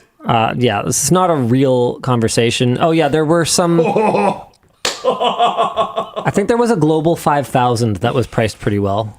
Annual budget for flying a Gulfstream G550 can range between 1.7 million and 2.6 million per year. Mm-hmm. Just costs. Yeah, well, that's not just on top of buying it. Yeah, because you got to pay. I was reading an article from an interview with someone who was basically $200,000 a month. If you can't afford, hold on, I want more math. If you can't afford 2 private jets, you can't afford a private jet because one of them is always down for maintenance anyway. Oh, frick. And I was like, woo! Well, when you're chartering it, that's a completely different story. Yeah, yes. Yeah. Maybe it was when it's not in maintenance. Maybe it wasn't a Global 5000. Hold on, it was a Global something. Whatever the entry level Global is. It costs $300 an hour to own a private jet. Just to own it. So that's 24/7. Dude. 24/7, 2.6 million, it's $300 an hour. Yeah. And the fuel burn per hour is like crazy. Oh, I'm sure. Like you go down to LA, you spent like $20,000 or something like that. I forget what the exact numbers were. Do not quote me on that, but it's like amazing. Unbelievable, like colossal amounts of money. This is on your ever closer progression to getting towards Taylor Swift. So this is yeah. Boats are for poor people. My thighs are almost as thick as hers. We're getting there. We're getting there. Yeah, we're getting there. We're progress. Yeah, progress. We'll make it. Oh, a blimp. Blimp could be good. Blimp would be Hindenland. Don't they have like what could go wrong? Serious cargo issues?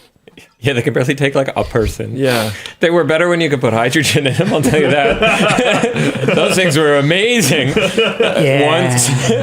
Yeah, for a little bit. Just unlimited cargo capacity. Yikes. So I think that, you know, the yacht is probably a better place to start than the plane. You know, this seems nice. I think we could host a pretty good LAN in here. But I'm looking like long-term business. I think they're both stupid, honestly. Well, people have plane chartering services that are quite successful. People have boat chartering services that are quite successful. For yachts, is that a thing? I have no idea. Oh, yeah. Yeah, 100%. For a day just going out into the bay and then back, though. Is that a thing? Oh, yeah. Yeah. Especially that. Hosting a party. Yeah. Especially that. Yeah, people have parties on boats. It's a thing. Also taking... I'm on a boat. Take a good hard look at the... Taking people places. Yeah. So there's a guy that, he does charters. He does fishing trips up to very up north. Yeah. And If so, you could game on your way, If you're yeah. a billionaire and your son is a little dingus and you want to go on a fishing trip, but you know your son isn't going to care about fishing, but he can play can bring all his friends. COD and yell at his friends, Yeah. and you can fish with your you buddies. hire a captain, you hire maintenance. And with the newest Starlink systems, yeah, like, they'll play just fine. dude, you could like really like game on this thing. Like, I don't know. It might not be that either dumb. of these? Do you think the business case could make it pay for itself? I think. Ignore the initial investment. I honestly just mean the maintenance cost. Oof. So ignore the price up front and ignore the price to renovate. I just mean keeping it. I have no idea. The reality of it is that we could make our best guess. We could talk to Dan's people and we could try and come up with something, but we probably would run into unexpected, because we're buying in any case, like I have used yacht money. I don't have new yacht money. Yeah. So like You don't buy a new yacht. we're going to be running into unexpected challenges. Right. Maintenance issues, unknown problems, Yeah. hull. Hitting something in the water and losing a prop, $5,000. Dent it, $5,000, $10,000. I was expecting way more than that.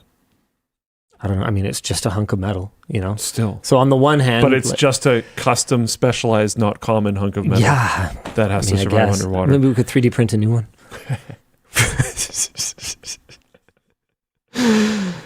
Oh, man. Goodness. I'm talking about like the dent. Okay, tell you what, Dan. Yeah.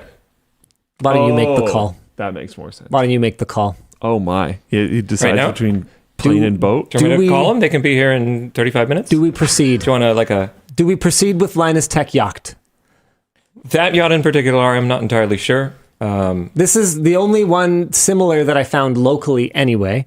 I'll tell you that much. I'm sure that around the world there's lots of other options. Yeah, you can get them imported if you want. But what I can also tell you is that I would be most inclined for something that is aging and affordable that we could like basically gut, because we'd be pretty much gutting it from like an interior standpoint. That is a lot better to do. Yeah. Right. So you want like if you gut it, you can see exactly what the hell's wrong with it. Whereas this right? one was redone in 2022, so I'd feel kind of bad. Yeah, but it's, Like clearly some stuff they didn't, but you can tell some stuff they actually did do quite recently. Like that last bathroom does not look redone. This kitchen looks like it might have been redone. Yeah, I think so. Fairly recently. excuse me, galley. Sorry, yes, Cali. This bathroom looks like it. Excuse me, head. Putting you away. This bathroom looks like it was done very recently. This bedroom also looks like it was done recently. So it's like I'd feel kind of bad ripping some of that stuff out. Yeah. Good hull, good engine, the rest. Someone asks, did you really send them a message? They specifically said in the description would be ignored. No, the reason everyone sends is this still available is because it auto-populates, you guys. I don't understand why people get mad about it. Because I've had so much stuff. See, look. Hi, is this still available? I've had so much stuff that I've messaged people about asking some other question. They're like, yeah, it's not available or it's pending to someone. Like, people do not update their stuff. Don't get mad at me for asking if your stuff's up to date. Get mad at other sellers for not having their stuff up to date. Like, what do you... I don't know, dude. It's the customer is always right within reason. And I think asking if something is available, I walk into a retail fucking store and I ask if something's in stock. Customer's always right in matters of taste. Well, whatever. I think that it is in perfectly good taste to ask someone if something is available right now. Sure. Because it's you got to start the conversation somehow. It's like I walk up to someone on the street, I'll be like, hi, how's it going?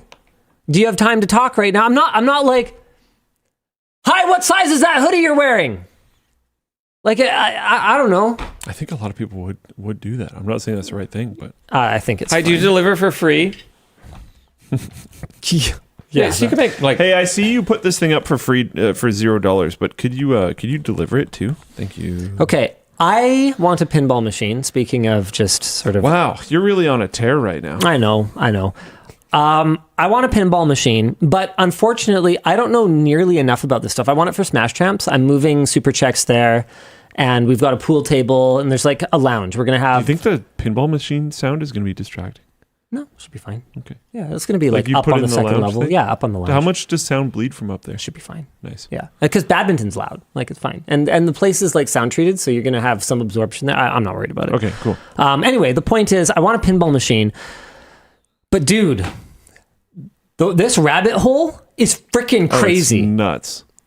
So maybe not today, but one of these days, I'm going to get your guys' help. I don't need to buy the most collector's edition thing. I just want something that's really fun to play. Dan, do you definitely know too much about this as well? I'm assuming yes. Just fixing them. Oh, yeah, of course. Sorry. So I want you guys to help me pick something. Because like someone could say like, oh yeah, this is that? This is a super rare collector's item thing, and I wouldn't know the difference, dude. Yeah, that part. Did you see this thing? Doesn't. Facebook Marketplace has the weirdest stuff on it. What the heck? It's apparently built from scratch to a 1/75th scale. Look at these drawings. They want $35,000 in cam loops. I think it may actually have $35,000 worth of work in it, but I Worth of can't Nazi logo imagine who is going to buy a 1/75th scale Bismarck. Anyway, You get that for your land boat. yeah, for sure. Very cool swastika. Dude, my Facebook Marketplace is freaking unhinged because I go out of my way to click on weird stuff. I had one of these when I was a kid. Dude, that's crazy. I had this exact Super Soaker. This may be the one that I used to spray the cop. Wow, that's so cool. Anyway, so yeah, I need you guys to help me. I need you guys to help me find a pinball machine at some point, but I'm not in a huge hurry. But I want something that's like new enough and like lots of, stuff like fun enough, but it doesn't have to be like, like the one. It doesn't have to have like a super low number of plays. It's going to get played to crap because we probably won't even have a coin slot on it. Like you'll just walk up and play it. So something that can kind of get beat up without it, ruining an important piece of pinball machine history or whatever. People are trying to say that's the Chinese symbol, not the swastika, but the Bismarck is a German. Oh yeah, battleship. 100% Nazi German ship. Like that's a swastika. Don't even Guys. stop. Oh my god. Actually, stop now before you embarrass yourself. Are we switching to After Dark? Have we done all of our topics? If you buy the boat, Yeah. Okay. Apparently, we're not done with this yet. not quite. If you buy the boat and it like works out, you buy the plane. Oh yeah, 100%. So then Yeah, then the you plane end up is doing, phase like, 2. So that becomes like luxury gaming chartering services. Well, the plane is actually phase 3. Phase 1 should really be a Airbnb. like an RV or something. Like RV. that would be. So yeah, you take your gamer RV. That one would kind of have to stay here, I think. Yeah, yes and no. Like I think it makes way more sense here because RVing on the West Coast is huge. Yeah. So we Maybe- wouldn't have yeah. to take it anywhere else. You could maybe go over the border a little bit. Like it go down to down to Oregon. Washington Yeah, or Oregon. yeah, Yeah, exactly. yeah. Like I could see that totally being a thing. But like a trip over the Rockies and that thing is gonna kind of suck. Why? Maintenance stuff, dealing with like moving it really long distances is very expensive. Well, should be okay. I mean, it's an RV, right? Like it's No, it's really expensive. They Really? break down constantly. Maintenance is a nightmare. Oh, shows you what I know. Party. Well, I mean, Do a bus. That could just be like the few people that I know and their experiences. Yeah, bus would be pretty cool. But yeah, it would be so the phases that I have discussed with Terren. So this is at least Oh, wow. somewhat This is moving. then. somewhat talked about. Okay. The phases that I've discussed. Imagine having Terren's job, dude. Oh yeah, managing me. It's gotta be nuts. I mean, Terren, can I buy a boat? No, Linus. What about also the plane? The plane? No. The plane and RV, maybe. Thank you. Thank you. it's what I Money, said. please. It's what I said when we first hired him, right? Like, who has a better chance to manage me than someone who's done it successfully once before? That's the only way he stands any chance. We know this. So yeah, the way I pitched it was like we could escalate in terms of the upfront investments and see if there's actually any appetite to charter a gamer, Yeah. X. But you're whatever thing it starting is. with a yacht. You're not starting No, with the RV. starting with Oh, you're starting with the RV. Yeah. So yacht is the phase plane 2. would be phase 3. Got it. I mean, I could see us jumping straight to boat because I think the boat's way cooler. I think it's You'd have a better market with a boat. So is hotel phase 4? Chain of hotels. If your RV works, your boat works, and your plane works. So I don't know if we've talked about this on WAN Show. Who's to stop Did you we now? talk about the Pink Palace on WAN Show? They all take you straight to think so. Linus cult. Linus Town. Linus Town. We sorry. legitimately Oops, sorry. explored buying this hotel when it was Yeah. for sale last year, 2 years ago. Whenever it was for sale, we legitimately looked into it. It was going to cost, I think, $30 million or something like that to reno. So we would have had to move the company here. In order to justify it, and we couldn't get buy-in from the city / we couldn't There's a like cave. it was pretty cool. It was like 160,000 square feet or something like that. Like Massive. huge. So the Tons of idea was that parking. we would do it kind of like Universal Studios, where it's like partially actually working offices and studios for our company, and then partially gamer hotel. It was a cool idea, cool dream. Didn't have the money then. Don't have the money now. We would have to be operating on like a completely different scale, or we would have to take outside investment, which honestly, I think I'm at the stage in my life where I just don't ever want to do it. Don't need to. Yeah. We're past it. Screw it. Also, that place Yeah. had a lot of like potential sketchiness. No, Because it was like mid-reno. no, it was okay. So I can explain it. What happened is the multiple people who had tried to bring it back just ran out of money. Funding. Yeah. And as long as we didn't run out of money, then we'd be fine. But what we told the city was, well, in order for us to not run out of money, we would have to liquidate all of our existing real estate assets, put them into the acquisition and renovation costs of this thing, which means we'd need somewhere to operate.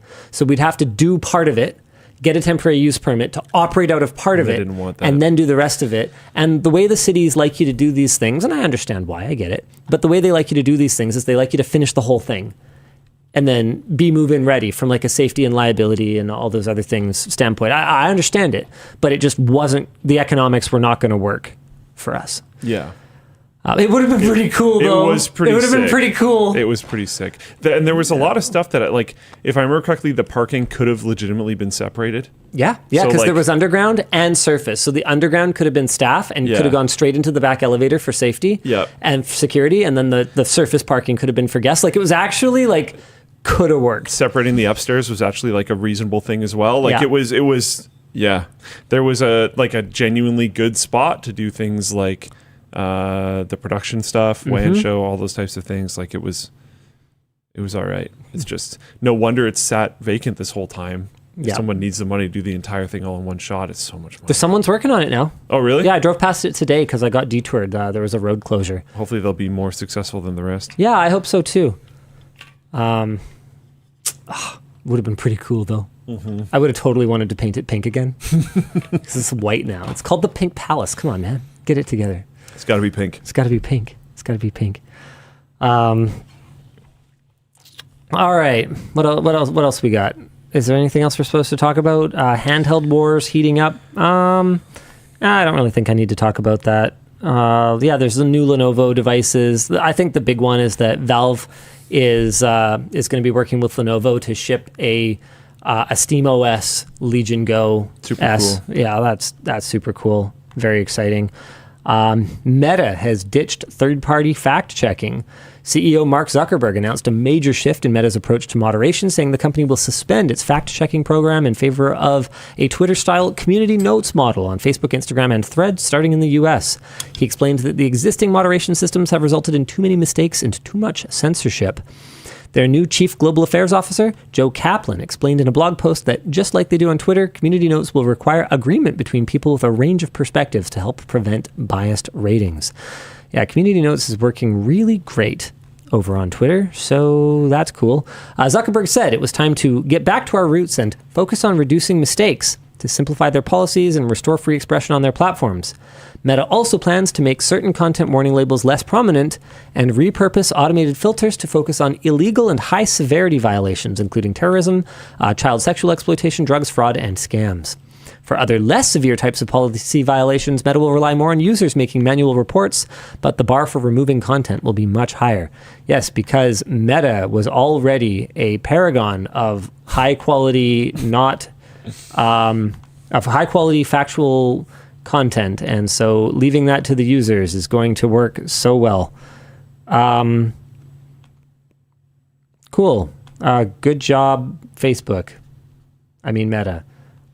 Finally, we missed this in our coverage of the Amazon TV recently. So fortunately, we weren't recommending buying it, so it doesn't really change our conclusion. But we did not notice, because we used Plex for our media playback, that the Amazon TV can automatically unmute itself during commercials to make sure that the user hears the commercials. I'm not sure that this is 100% legit. I think it goes into it down here. However, I'm doubtful that this isn't just a bug, as I was able to find lots of forum posts about people who had issues with Fire TV devices that unmute themselves. Oh, in some situations. Okay, so maybe it's fine. It just seems like it just unmutes itself. Discussion question. Do you remember the 2009 Sony patent where users had to shout the name of a featured brand to end an ad? Or the Meta patent for eye and face tracking to make sure you're watching an ad? How far do you think companies will actually go to get us to watch commercials, and will it work? I think they will go as far as they need to go to make it so that there's a value to their advertising partners, and that's it. Because the more we ignore something, the more they escalate. Because at the end of the day, what pays for all of this stuff is advertising, and nobody pays for advertising that nobody's watching. That's just math. Pays for all what stuff, though? The content. What content? Well, any content. You bought the TV. Oh, sorry. I'm just talking in general. Okay. Yeah, I'm just talking about advertising in general, not specifically like a TV itself that would do that. Ads being served by companies that sold you hardware is just No. Yeah, I'm talking about. I'm just talking about the advertising giants, the Googles, the Metas of the world. Basically, how far will they go? They'll go as far until you actually watch it. That's it. And nothing other than as far as until enough people consume it that it's economical to run their platforms will not be viable. So they will keep pushing the envelope until it is viable. That's all there is to it. Mm-hmm. You can argue about it. You can be mad about it. You can kind of do whatever, but math is math. And if they can't run the platform profitably, then they will either ratchet it up until they can, or they will shut it down. Those are the only two outcomes. Yeah. Or just keep looting. There's one thing Sammy wants us to do. Oh. Which is a What's up, Sammy? float plane walkthrough of... Ooh, the new beta site! No, something else? Okay. That was not it. There is a new beta site, though. How did you even know about that? I saw people talking about it. Oh, wow. I found out that nobody mentioned it to me. New beta layout, let's go. Yeah. There's different behaviors and stuff now, too. Ooh, that's actually kind of the main thing. Let's go. Yeah, he wants us to watch that one with me. Watch the whole thing? It's 24 minutes long. He wants to go to 1 minute and 20 seconds. Oh, okay. There's a few different timestamps. Do you want audio? Yeah. I probably should have prepped. Linus. I'm ready. Laptop's a thing. Oh, wait. Hold on. I might have another tab open that's playing audio. Are you sure? Yep. Oh, cool. Good job, Linus. Should work. Yeah, Okay. if you notice, the sidebar is completely gone now. This is actually sick. You think we can try it? No, I can't. My right shoulder effectively doesn't work. You can bat, can't you? Okay, so now jump to 220. So pause and jump to 220. I have no idea. Probably not. Okay. So and then pause when you jump there. So it's $100,000 robot that basically you dump a bunch of baseballs in. Yeah. And then there's a little rubber arm that comes out of it that holds the baseball, and you hit it. Like and a then tee? the rubber arm goes down, sort of. Yeah. So it's T-ball. Rubber arm goes down, grabs another baseball, comes back up. And Sammy went in to go batting, and yeah. Well, I'm sure hilarity ensued. $100,000 robot. The water bottle came out of his backpack. This man whiffed so hard. I will say the robot seems completely fine. Oh, dude. 146 feet. Oh my God. Surely they must have bashed. I'm so sorry. And then he gets so squeamish from that he can't do it properly again. He doesn't All right. even have his hands together. What is he even doing? Oh my gosh. Hitting the machine. There's more timestamps. We can just leave it there, but there's more timestamps. That was actually a really fun video. Yep. So floatplane exclusive there, guys. LMG.GG/floatplane. We've got you're 40,000 strong. Our floatplane supporters out there. We appreciate the heck out of you guys. Thank you very much. Yeah. And if you don't want to sign up for floatplane for whatever reason, you can also get access to exclusives through memberships on YouTube, but you pay extra. And honestly, the content team sometimes forgets to put stuff on there on time. I didn't know that part. Yeah, we probably should not do that. need to tidy that up. Yeah. Like, I'm going to look now. I don't even, where do you even see the members only stuff? I'm trying to figure out how to do that. I don't know. I don't know where to find that. That's your personal account. Are you a member? Yeah, members only videos are only up to Yvonne Week right now. So, Sammy, if you're watching right now, please, they should really, really, really go up at the same time. But yes, the floatplane peeps are, you guys are kings. Okay, what else we got? And queens. Or whatever. Anything is fine. Babies. Jacks, aces. I had another thing that I jotted down. Are you doing any prep for wisdom teeth stuff? Have you figured out food? I'm going to have my wonderful wife take care of me. Okay, she'll do a good job. She will basically make food that I like and then put it in a blender. The stuff they suggested for me, we went and bought it just kind of blindly and then checked it out afterwards. It was just like super sugary, protein-enhanced milkshakes, basically. It's like, what the heck? I think Yvonne's planning to make like soup and just blend it. Nice. Which I remember from last time being not awful. Awesome. Yeah. Okay, that's it. After dark. Oh, it was after dark? I guess so. I don't think there's anything else. Is it after dark? Sick. Yeah. All the topics are done, yeah. Oh no. I mean, I do think this has been a decently long I got show. said in my DMs. I know a guy. Oh my God. Let's go! Sent me this thing. 2,000 pound plus cargo, 9-seater Gulfstream, transatlantic capable. Let's go! All right, we're going straight to stage 3, Sorry, baby. are you saying it's for sale? Question mark. What if you No, partner you can with have it. someone? What if you partner with someone that has a plane? Yeah. Like Taylor Swift, you're basically besties. Yeah. What, because we have the same thickness of thighs? Once you get the same thickness I mean, after of thighs, CES, you're probably even more caked out. All that walking, you know? I did walk a lot. I go out of my way to walk a lot. Like, I'll finish the end of the day, and then one day I walked like 2.5 miles back to my hotel from wherever I ended up. Like, I walk when I'm in Vegas because it's the only thing I'm doing, and I have those travel days bookending it, and I just sit and do nothing. So, and I didn't hotel gym. I didn't pack enough stuff to bring gym clothes. I'm not gonna pack a check luggage so that I can work out. I'm just not gonna do it. I just work out. Ideally, my gym freaking closed at 7 p.m. Well, so the one, that's so you'll go gamble. yeah, As far as I could tell, one of them had a pool that closed at like 5 or something like that. was also It's like, also my hotel. I'm pretty sure. I just went in the previous day's clothes, and then was like, whatever, it is what it is. all right, that's not a bad hack. Yeah. Linus, you can afford gym clothes to throw away. I will never be able to afford to reconcile Yeah, that that's with ridiculous. my worldview. Yeah, don't do that. Buy a boat before you do that. 100%. Get a It is train car. So wasteful.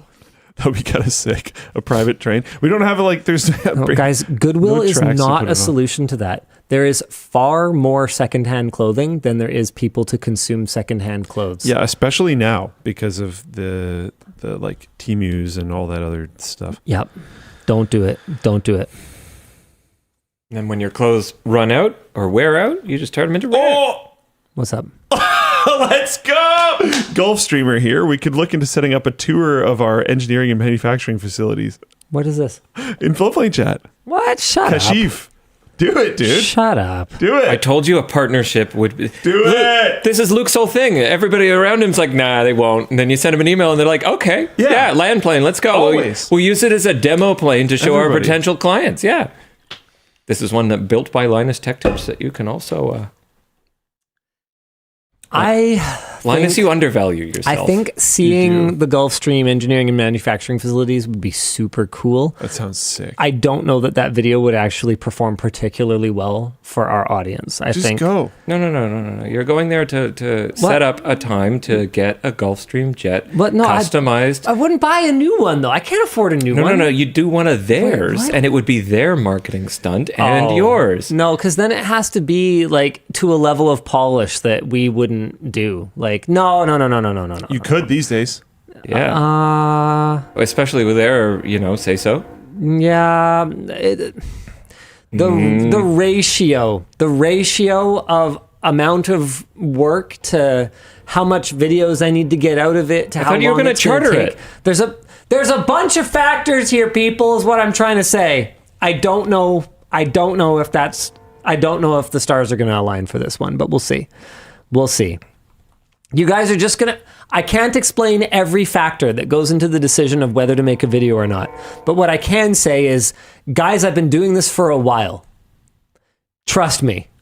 This may not make sense, no matter how cool it seems on the surface. I'm just saying, you just go on your own. But I don't travel for pleasure. I'm already doing that one trip. You're not with you traveling this for year. pleasure. You're traveling for business saying because go you're on going to my own. start No, a chartered jet land company. No, I'm not talking about like writing off the travel expense, Dan. I'm talking about like it's just a waste of time. Like I can't go do that. Like it doesn't make any sense. Send Terren. But no, it's a waste of his time. You can work on the jet plane. Okay, can I mute him? Is that Yes. an option? Yes, I can. Look at that. Done. Found it. There, we found the button. All right. I would go. I I'll know, go. but that's not the. I'll it's- go do it.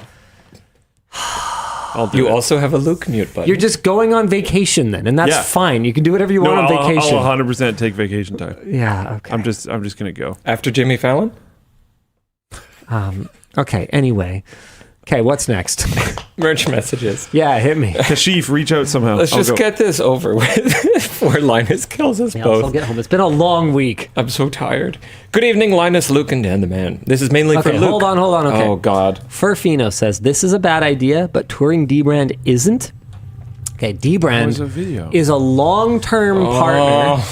Okay, that has a long history of like sponsorships and memeing back and forth, a high degree of Venn diagram overlap of awareness and relatability to our audience. People can't afford a Gulfstream jet. What, our average you viewer. calling him poor? But our average viewer can't afford a sticker to put on their phone, okay? Also, it was to announce a collaborative product that this may surprise you, but we financially benefited from. Wow, big reveal. Yes, the Dbrand tour made a lot of sense. The Jet Factory doesn't necessarily make sense. I completely agree. I think it would do acceptably, but it would be It weird. would get 900,000 views, Yeah. and there'd be a lot of people that are like, "Oh, this What is the hell?" he's Yeah, completely 100%. Like, this is the WAN Show audience. You guys, no offense, you ain't that discerning. However, We tell you guys, hey, we have an idea, and you're like, do it, let's go! And we love that about you, and we Yeah, appreciate yeah. your enthusiasm That is and your very support. true. It's great, that is very true. but It's very useful sometimes. we have to, when we make a video for the main channel, it has to make sense for all the investment that Can't we be put a it. float plane. Every video costs a ton of money to make. Yeah. Believe it or not. And opportunity cost. Both in terms of real money and in terms of the cost of what we could have made in that time that would have paid our staff and paid our costs. All of that being said, whatever we do, I don't know, the RV, the boat, the plane, Yes. whatever, Dbrand's got to skin it somehow. The boat gets complicated, Yeah, I don't know. We'll see. but something. XZ Ravier says the whiners are ruining it for the rest of us. It's not even that. It's that it just isn't appealing to Yeah. most people. Most people don't care about some jet that some rich asshole is riding Actually, around in. A lot of those videos get crazy views on YouTube, but it's usually on channels that are more tuned for that type of content. Lifestyles of the rich and famous style content. And that's not our audience. Our audience is like, why would you pay $9 a month for a subscription when you can just pirate it? Fake frames. Fake frames. It's a really, really different audience. And it's an audience that it's no accident that these two gentlemen built. Yeah. Right? No, yeah, I don't think the plane video is a good idea. So there's a reason that our audience would relate way more to us finding some like clap-trapped out boat. Yes. And like teching it out and turning it into something like a viable side hustle. What they would enjoy is the struggle and the modification and the jankiness. Yes, yeah. The journey. Yeah, that part would be fun. If I just did some tour of some rich fucking guy's tech fucking boat, yeah, we'd have some people that would be into it, and there'd be some audience that would come over from the other side. But our core audience that we build our content for.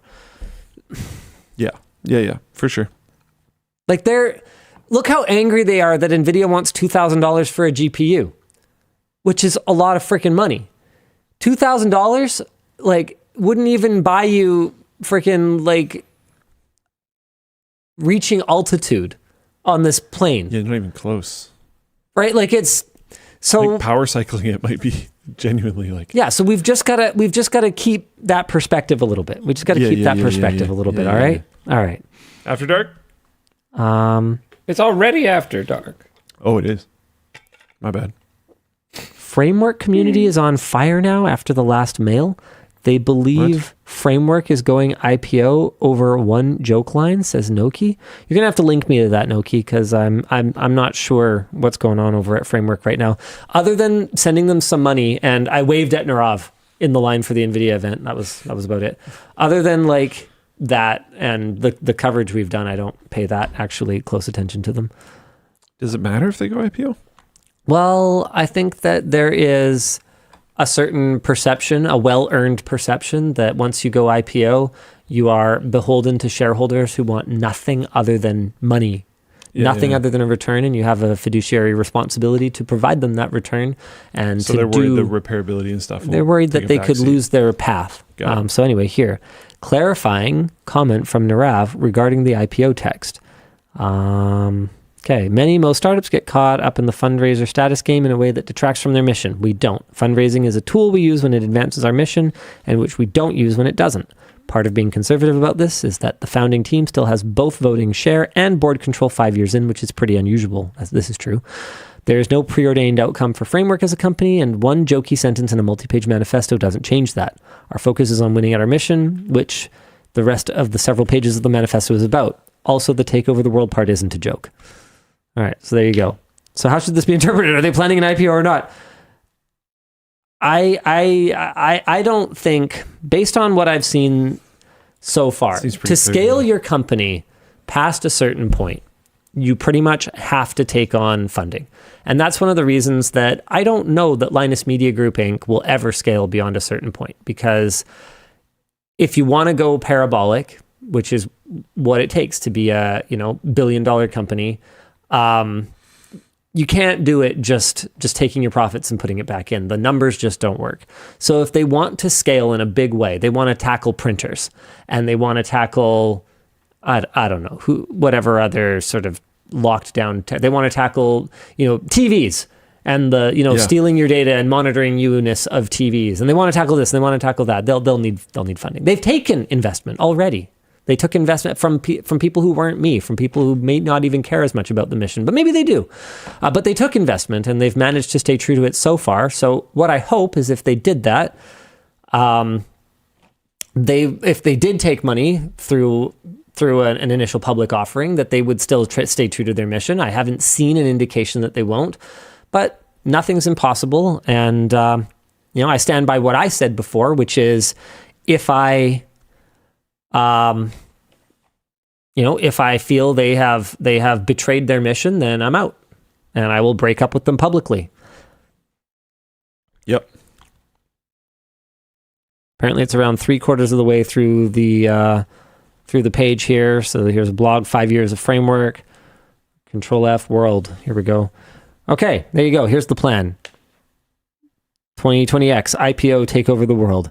Note that this timeline is deliberately aggressive and makes a few assumptions and product risks, etc. Yeah. Oh, it's cool that they're being really open about this, at least. This is actually surprisingly comprehensive. Very cool. Anyway, worth checking out. But Valve disagrees. Valve is a unicorn. Valve is the exception that proves the rule. Valve literally prints money for a living. They just because Valve does it doesn't mean anyone else can do it. Yeah. And Framework is in a physical goods business, which just has physical limitations on scale. Things take time. Things have to move around. All right, here we go. Good evening, Linus, Luke, and Dan the Man. This is mainly for Luke. I am in school for a BS in Network Security and Administration. Question is, what position should I be looking for? Going to be a new career? I don't know. I feel like we might have to dial back the career advice merch messages just because the reality of it is that Luke and I only know so much and have only worked at so many companies. I've had one career level job. Yeah. You've all had right. 2? Yeah. We do get maybe not the greatest people to talk. We do get a lot. lot of interest from merch messages in career advice. I know, but it's tough out there right now, so I get it. And we can tell people, some things that we've learned succeeding in the workplace. Like that's something we've done, even though we haven't had that many positions. I feel like we've done well at them, and we are passionate about it, and we work hard and everything. But there's a limit to kind of how much we can address, and like, man, I'm in school. What position should I go for? Like, dude, the one you can. The world moves so fast and changes so fast that even if we give you advice, and even if it is the right advice today, it might not be the right advice by the time you graduate. So I can tell you that network security ain't going away anytime soon. Yeah. But I also don't know what the impact of... And when I say the impact of AI, I don't even mean necessarily the impact of the AI getting a lot better. I mean the impact of workplaces cutting back on human resources because of it. I don't know what that's going to look like. Yeah. All right. Ahoy. The one you can is what I'll say. Yeah. Ahoy L+L. I've been considering an RTX 5090 to save on my heating bill. Is there any viability to this? Trying to convince girlfriend it's a solid investment. Well, you better hope she doesn't watch WAN Show because that's a stupid f***ing investment. Yeah, what? With that said, if you are using resistive heating already, then during the winter months, it legitimately won't cost you any more to heat your house with a 5090 than it would to heat it with a resistive heater. However, if you're using almost literally any other form of heating. So if you're using a heat pump, if you're using a like a gas boiler, almost literally anything else, you already have a way more efficient heater. So yeah. Sorry. I really hope for your sake that your girlfriend doesn't watch WAN Show. And I hope you don't feel bad about me, saying your idea is bad. And then clip this part. Yeah, that'll work. Great idea. Hi, LLD. Get one for each of you. And then soon it'll be 2 when she breaks up with you. Hi, LLD. Linus, do you have any advice you could save a lot of money not having a girlfriend. Too bad. So then you could buy a 5090. Could justify itself that way. You could generate one. You could if you had a 5090. Yeah. You could heat up your macaroni for one on it. Sad little man. Oh, sorry, I'm projecting. Hi, LD Linus. Do you have any advice for... Ben Bob says actually just keep a bunch of goats in your home for the body warmth. Then you wouldn't have to worry about a girlfriend either. But you'd have your goat.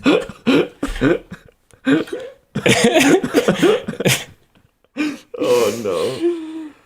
Oh, Okay. Sorry. just Yeah, I'll let you imagining, finish reading, Dan. Does it still count Everybody as a lives in harem? apartments now, so I'm just imagining like this. all these goats. Yeah.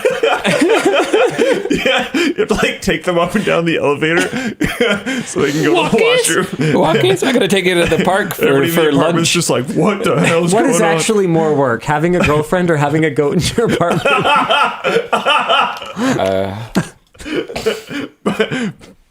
Probably not the goat, to be honest.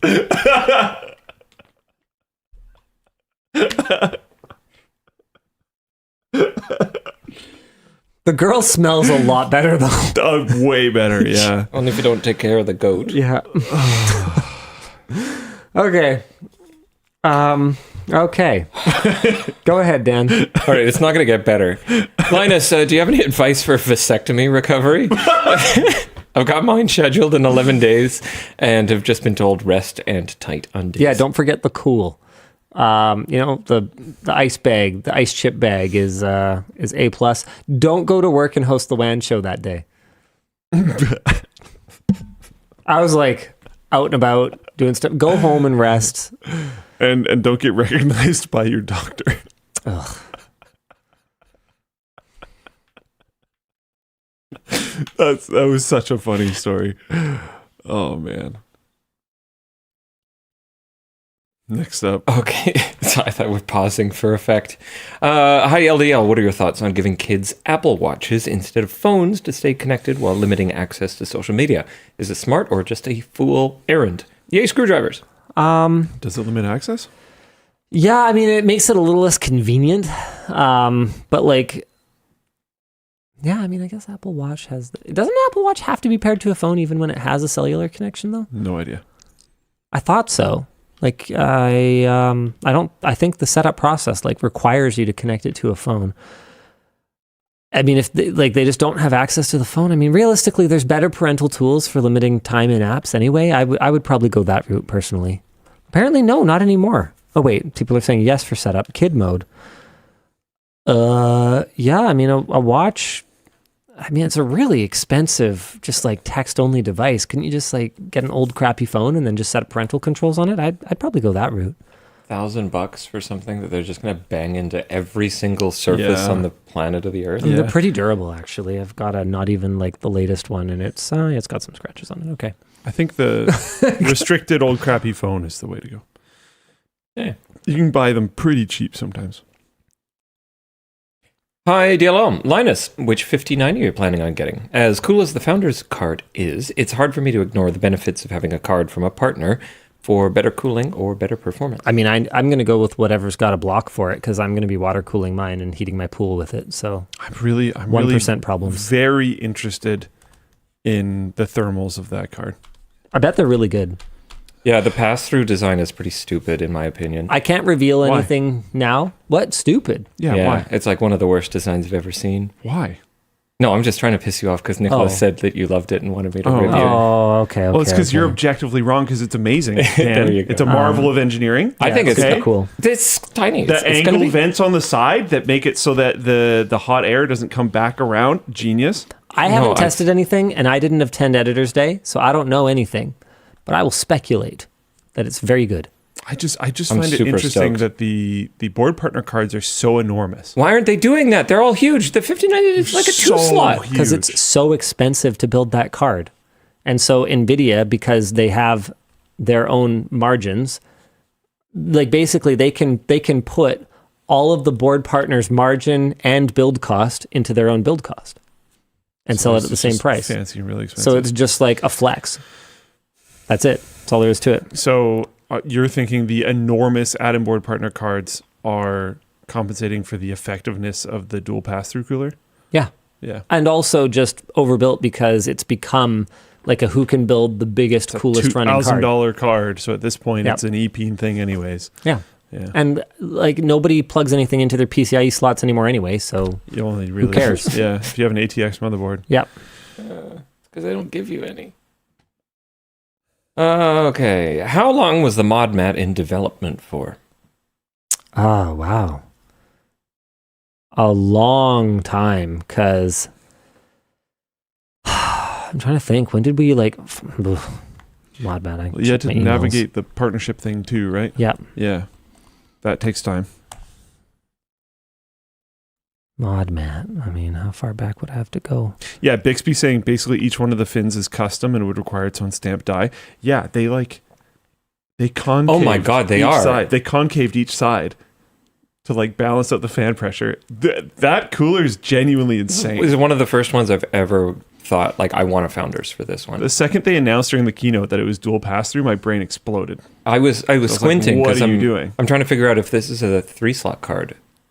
And then, oh no, hold on, that's not the 5070 or the 5080, that's the 5090 as a dual slot. What the hell? Huzaifa one says partnership with who, Linus? With Modright, who was the owner of Frozen CPU. This is really funny. This is an ancient email from 2013. You get a lot of haters on your channel. Not usually. They seem to really hate the Modmat. It's weird because I thought it was kind of cool. So this is when I started thinking the Modmat was kind of cool. So that was 12 years ago. As for when we actually started working on ours, let me see. It's like nothing has changed. Yeah. Modmat.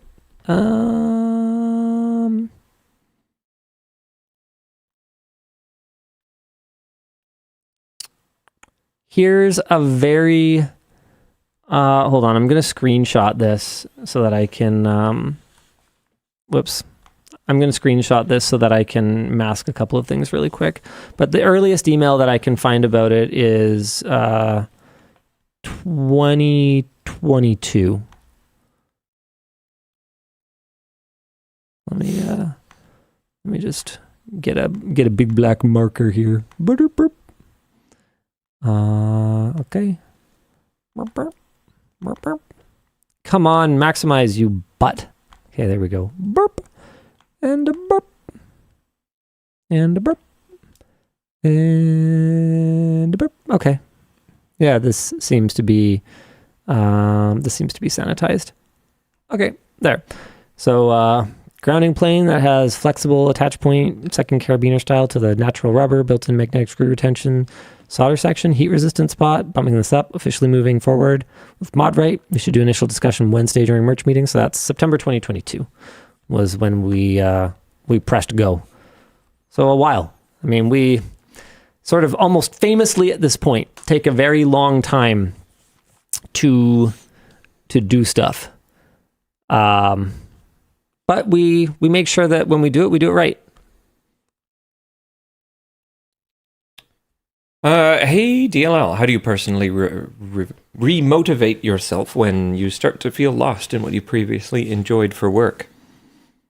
Tell yourself you have no choice because you're in a lot of debt, and if you don't keep working, you'll never hope to afford to be out of debt. Motivation falters. You have to find something else. Motivation is good for starting. It's not good for continuing. Do not ever rely on motivation for anything. Yeah. Hey, LLD, question for both. After all these years, what has been the most satisfying aspect of your job? What has been the most surprising? I think the most satisfying is when we're able to actually affect real change. Whether that's in, brand marketing or product design or on our viewers. Like it's really cool when people come up and, tell me, hey, I just finished my program and I got started in IT because of enjoying your videos when I was a kid. Like I think that's the most deeply satisfying part of the job. But if I was to say, if I was to talk about the most deeply satisfying part of the company, I'd say watching people hit milestones is the most satisfying part. So, having people apply for a mortgage and have a bank approve their mortgage because they work at Linus Media Group, Inc., Floatplane, Inc., Creator Warehouse, Inc., that's pretty cool. The fact that we're like a real company and that, a financial institution will say, oh yeah, you work at a real company and get, real wages and can really put a down payment on this and be expected to pay your monthly mortgage payments. That's, it's a deeper level of validation than just someone thinking you're pretty cool and being willing to work with you and take a risk on you. It's like a no, this is real. This is like this is solid now. You know, seeing people start a family, knowing that their kid's not going to starve because, well, yeah, it's fine. I work at Linus Media Group. I work at Creator Warehouse. I'd say there can't really be anything more satisfying than that. Yeah. Yeah. I think for me personally, it's the like trust building and long-term nature of working with people. Like having people on my team, like, I don't know, practically anyone currently on the Floatplane team, for example. Just like I've been working with these people forever at this point. I just think that's really cool. Building those long-term relationships. Yeah. I know, like, it's a big thing in the software development industry for people to stay at a company for like 3 years max, often like 1 to 2. And it's cool that we have a team where that's like not really the MO, despite it being not common. And kind of brutal sometimes. They work hard. Yeah, to be honest. And often, like, thanklessly in the background on things that aren't really that visible on the site. Yeah, like some people have pointed out that the beta site right now, they're like, oh, it's not like that different. It's like, yeah. In regards to like some of the stuff that you see, yeah, there's a lot of stuff going on though. There's actually a ton of stuff going on. A lot of it's like cooking right now. Like you can't see it all quite yet, but yeah, anyways. And the surprising part is that I was very resistant to us growing to this scale. And I still think there's some parts of it that kind of suck. But there's more things that are good about it that I didn't see coming. I think things have been relatively... I think the waters have been relatively smooth very recently. Yes. I do agree. Give me time, though. Soon I'll have a boat. Yeah. And someone will hate that. It'll be good. Yeah. It'll be good. Yeah. Hi, DLL. While they hate on Fortnite, it's free and I play with my nephews and grandnephews and buy them team skins. This makes it funner for everyone, particularly my grandnephews. I think it's the... It was a very significant mark of a very significant change in gaming. Yeah, so I think it's less hating Fortnite and more hating what it represents. I had no idea how good my son is at it. He like wins fairly regularly. I'm not too surprised. Oh, okay. All right. We got to play some. We got to play some FPS together again because he's gotten. I was watching him play the other day. I mean, if he's winning in Fortnite, yeah, probably. I was like, yeah, we should play it. He wasn't playing ranked in that one, but like, still, that's probably still crazy. He won. Yeah. Yeah. And I was just like, it was like his second match of this season or something. Is it still 100 players? Yep. Yeah, so that's nuts. Yep. Like I just like watched him casually just eliminate other human players. I'm like, yo, was that a human? He's like, yeah. I'm like, and then someone was like spectating him after because they like, I guess thought he was cheating or something. Cheating. But I was literally sitting watching him play. Cool. Yeah. Yeah, that's pretty sick. Yeah, so we'll have to play some. He's we'll have to play some really games. like not that little. I know anymore. The nickname really doesn't work that well anymore. Medium man. Medium man. Yeah. Normal man. Dude, he's been really enjoying the Baddie Center more than I hoped. He's been playing more than me because I'm injured right now. Wow. I'm jealous. That's cool. Yeah, he plays like at least every other day, more like 2 or 3 days. I'm just like, okay, I wish I could play that much. That's pretty sick. Yeah, because like that was like a huge time investment for me and money investment in like having badminton be something that we could like bond over as adults and do like, more accessibly. You've probably heard me talking about for over a decade wanting to play father-son tournaments. Yeah, of course. Like this has been a machination of mine since like this child was born. Through absolute sheer force, I will make this thing happen. I knew I couldn't make it happen. I don't mean in regards to his desire to be clear. I mean in regards to like there will be a badminton center, it will be near, it will be accessible, those types of things. Yeah, you can't force someone to be into like something. Yeah, right? Exactly. But what you can do is you can put it in front of them and you can incentivize it and you can create positive experiences and memories around it and hope for the best. Yep. I don't know if the daughters will get into it, but hey, at least I got one. 1 out of 3 ain't bad. 1 out of 3 isn't 0 out of 3. And it's not like I don't have things that I can bond with the daughters over as well. 100%. And so, you know, for me, it's like childhood is temporary. And well, everything's temporary, but the child part is very temporary. It's fleeting even. And, you know, if we can't really call it a success unless we can have real adult relationships with these people, right? They're not kids, they're people. And so it's been playing a long game. Yeah. At least now you have a very obvious favorite child. Well, no. No. The badminton center is ultimately for Linus. I actually not for don't. One of the individual childs. A lot of Children. people like are very clearly like, I don't have a favorite. Sorry, I had Wink, something in wink. my eye. Yeah. But I don't. They are each utterly unique and utterly incredible. I will externally say that does seem true through observation. Like they're all great. Maybe part of it is just like I have all great kids. Like maybe some people have kids that are just like f***ing assholes. When was this? What day was that? After last WAN show, I went over to your place and you hadn't seen them in a while for some reason. Because I'd been away. And I think they were too or something. Oh yeah. Yep. The greeting you got Oh, isn't it heartwarming? was pretty good. There's people who think that having kids isn't the most fulfilling thing you'll ever do. And then there's people who have kids. There's nothing, absolutely nothing like it. There's nothing else that you can, and I'm sorry if this is like a really tough thing to hear, but there's absolutely nothing that's even close. I think there are people that have kids that definitely don't agree. And that's fair enough. But in general, I think you're yeah. But out of everything that I have ever accomplished or ever experienced, it's an order of magnitude off. Nothing else is even on the same planet. Up next. Yep. Hey, DLL. Looking forward to the Couch Potato hoodie. Question for Linus.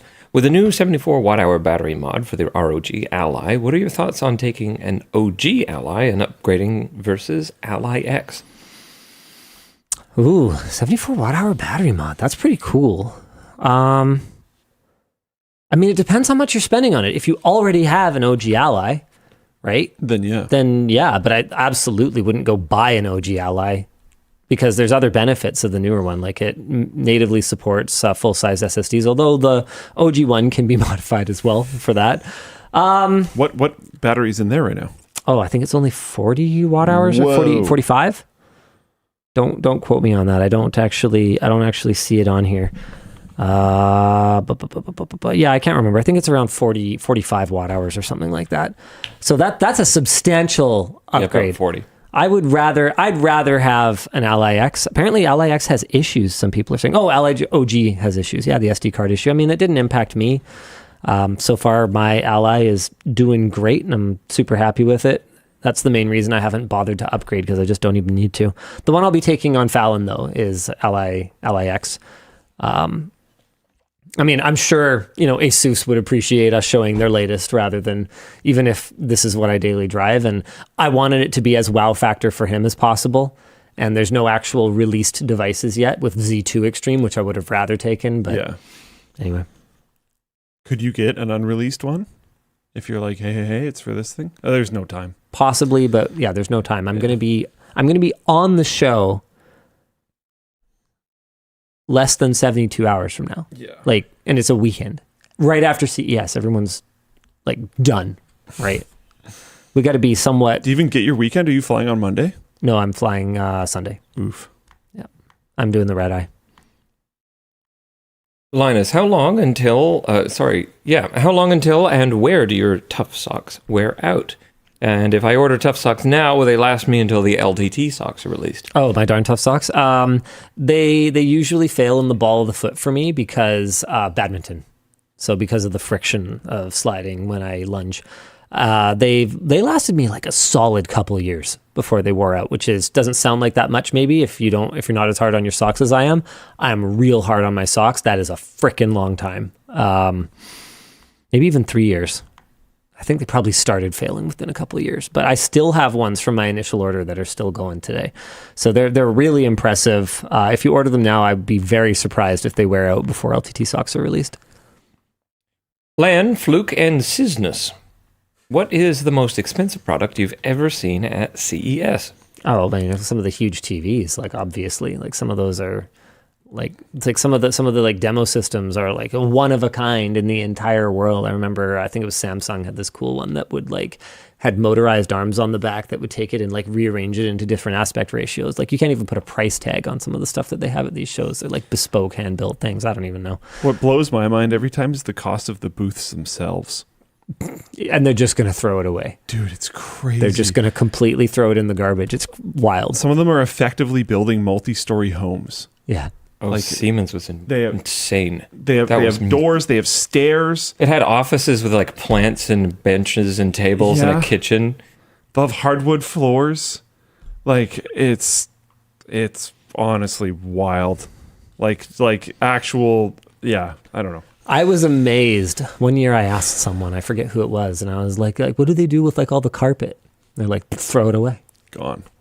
What? It's all just trashed. Yeah, it's all just thrown away because it's not like the next convention that comes in is going to want the same color carpet. So like, just throw it away. Like, yep.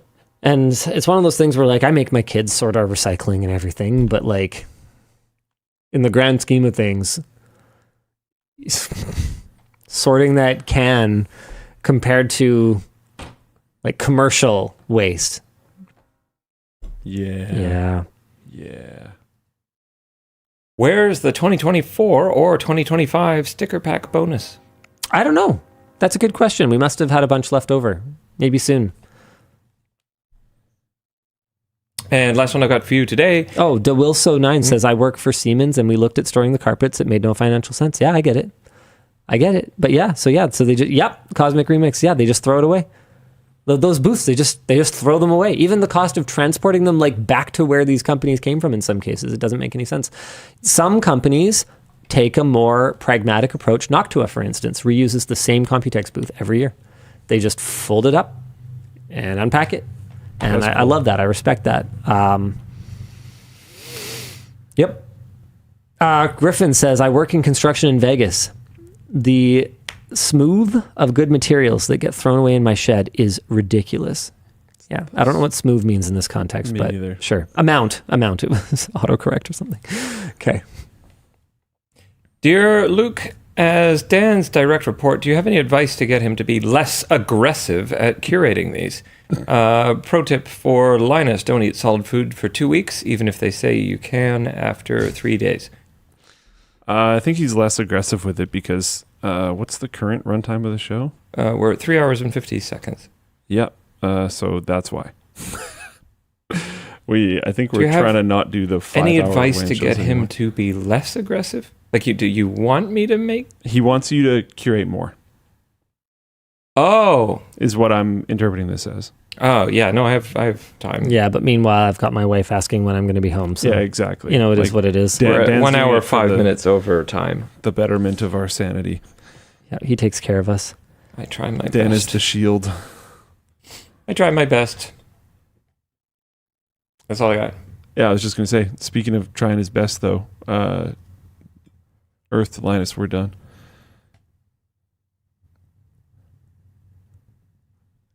See you next week. Same bad time, same bad channel. Whoa. Bye. What the heck?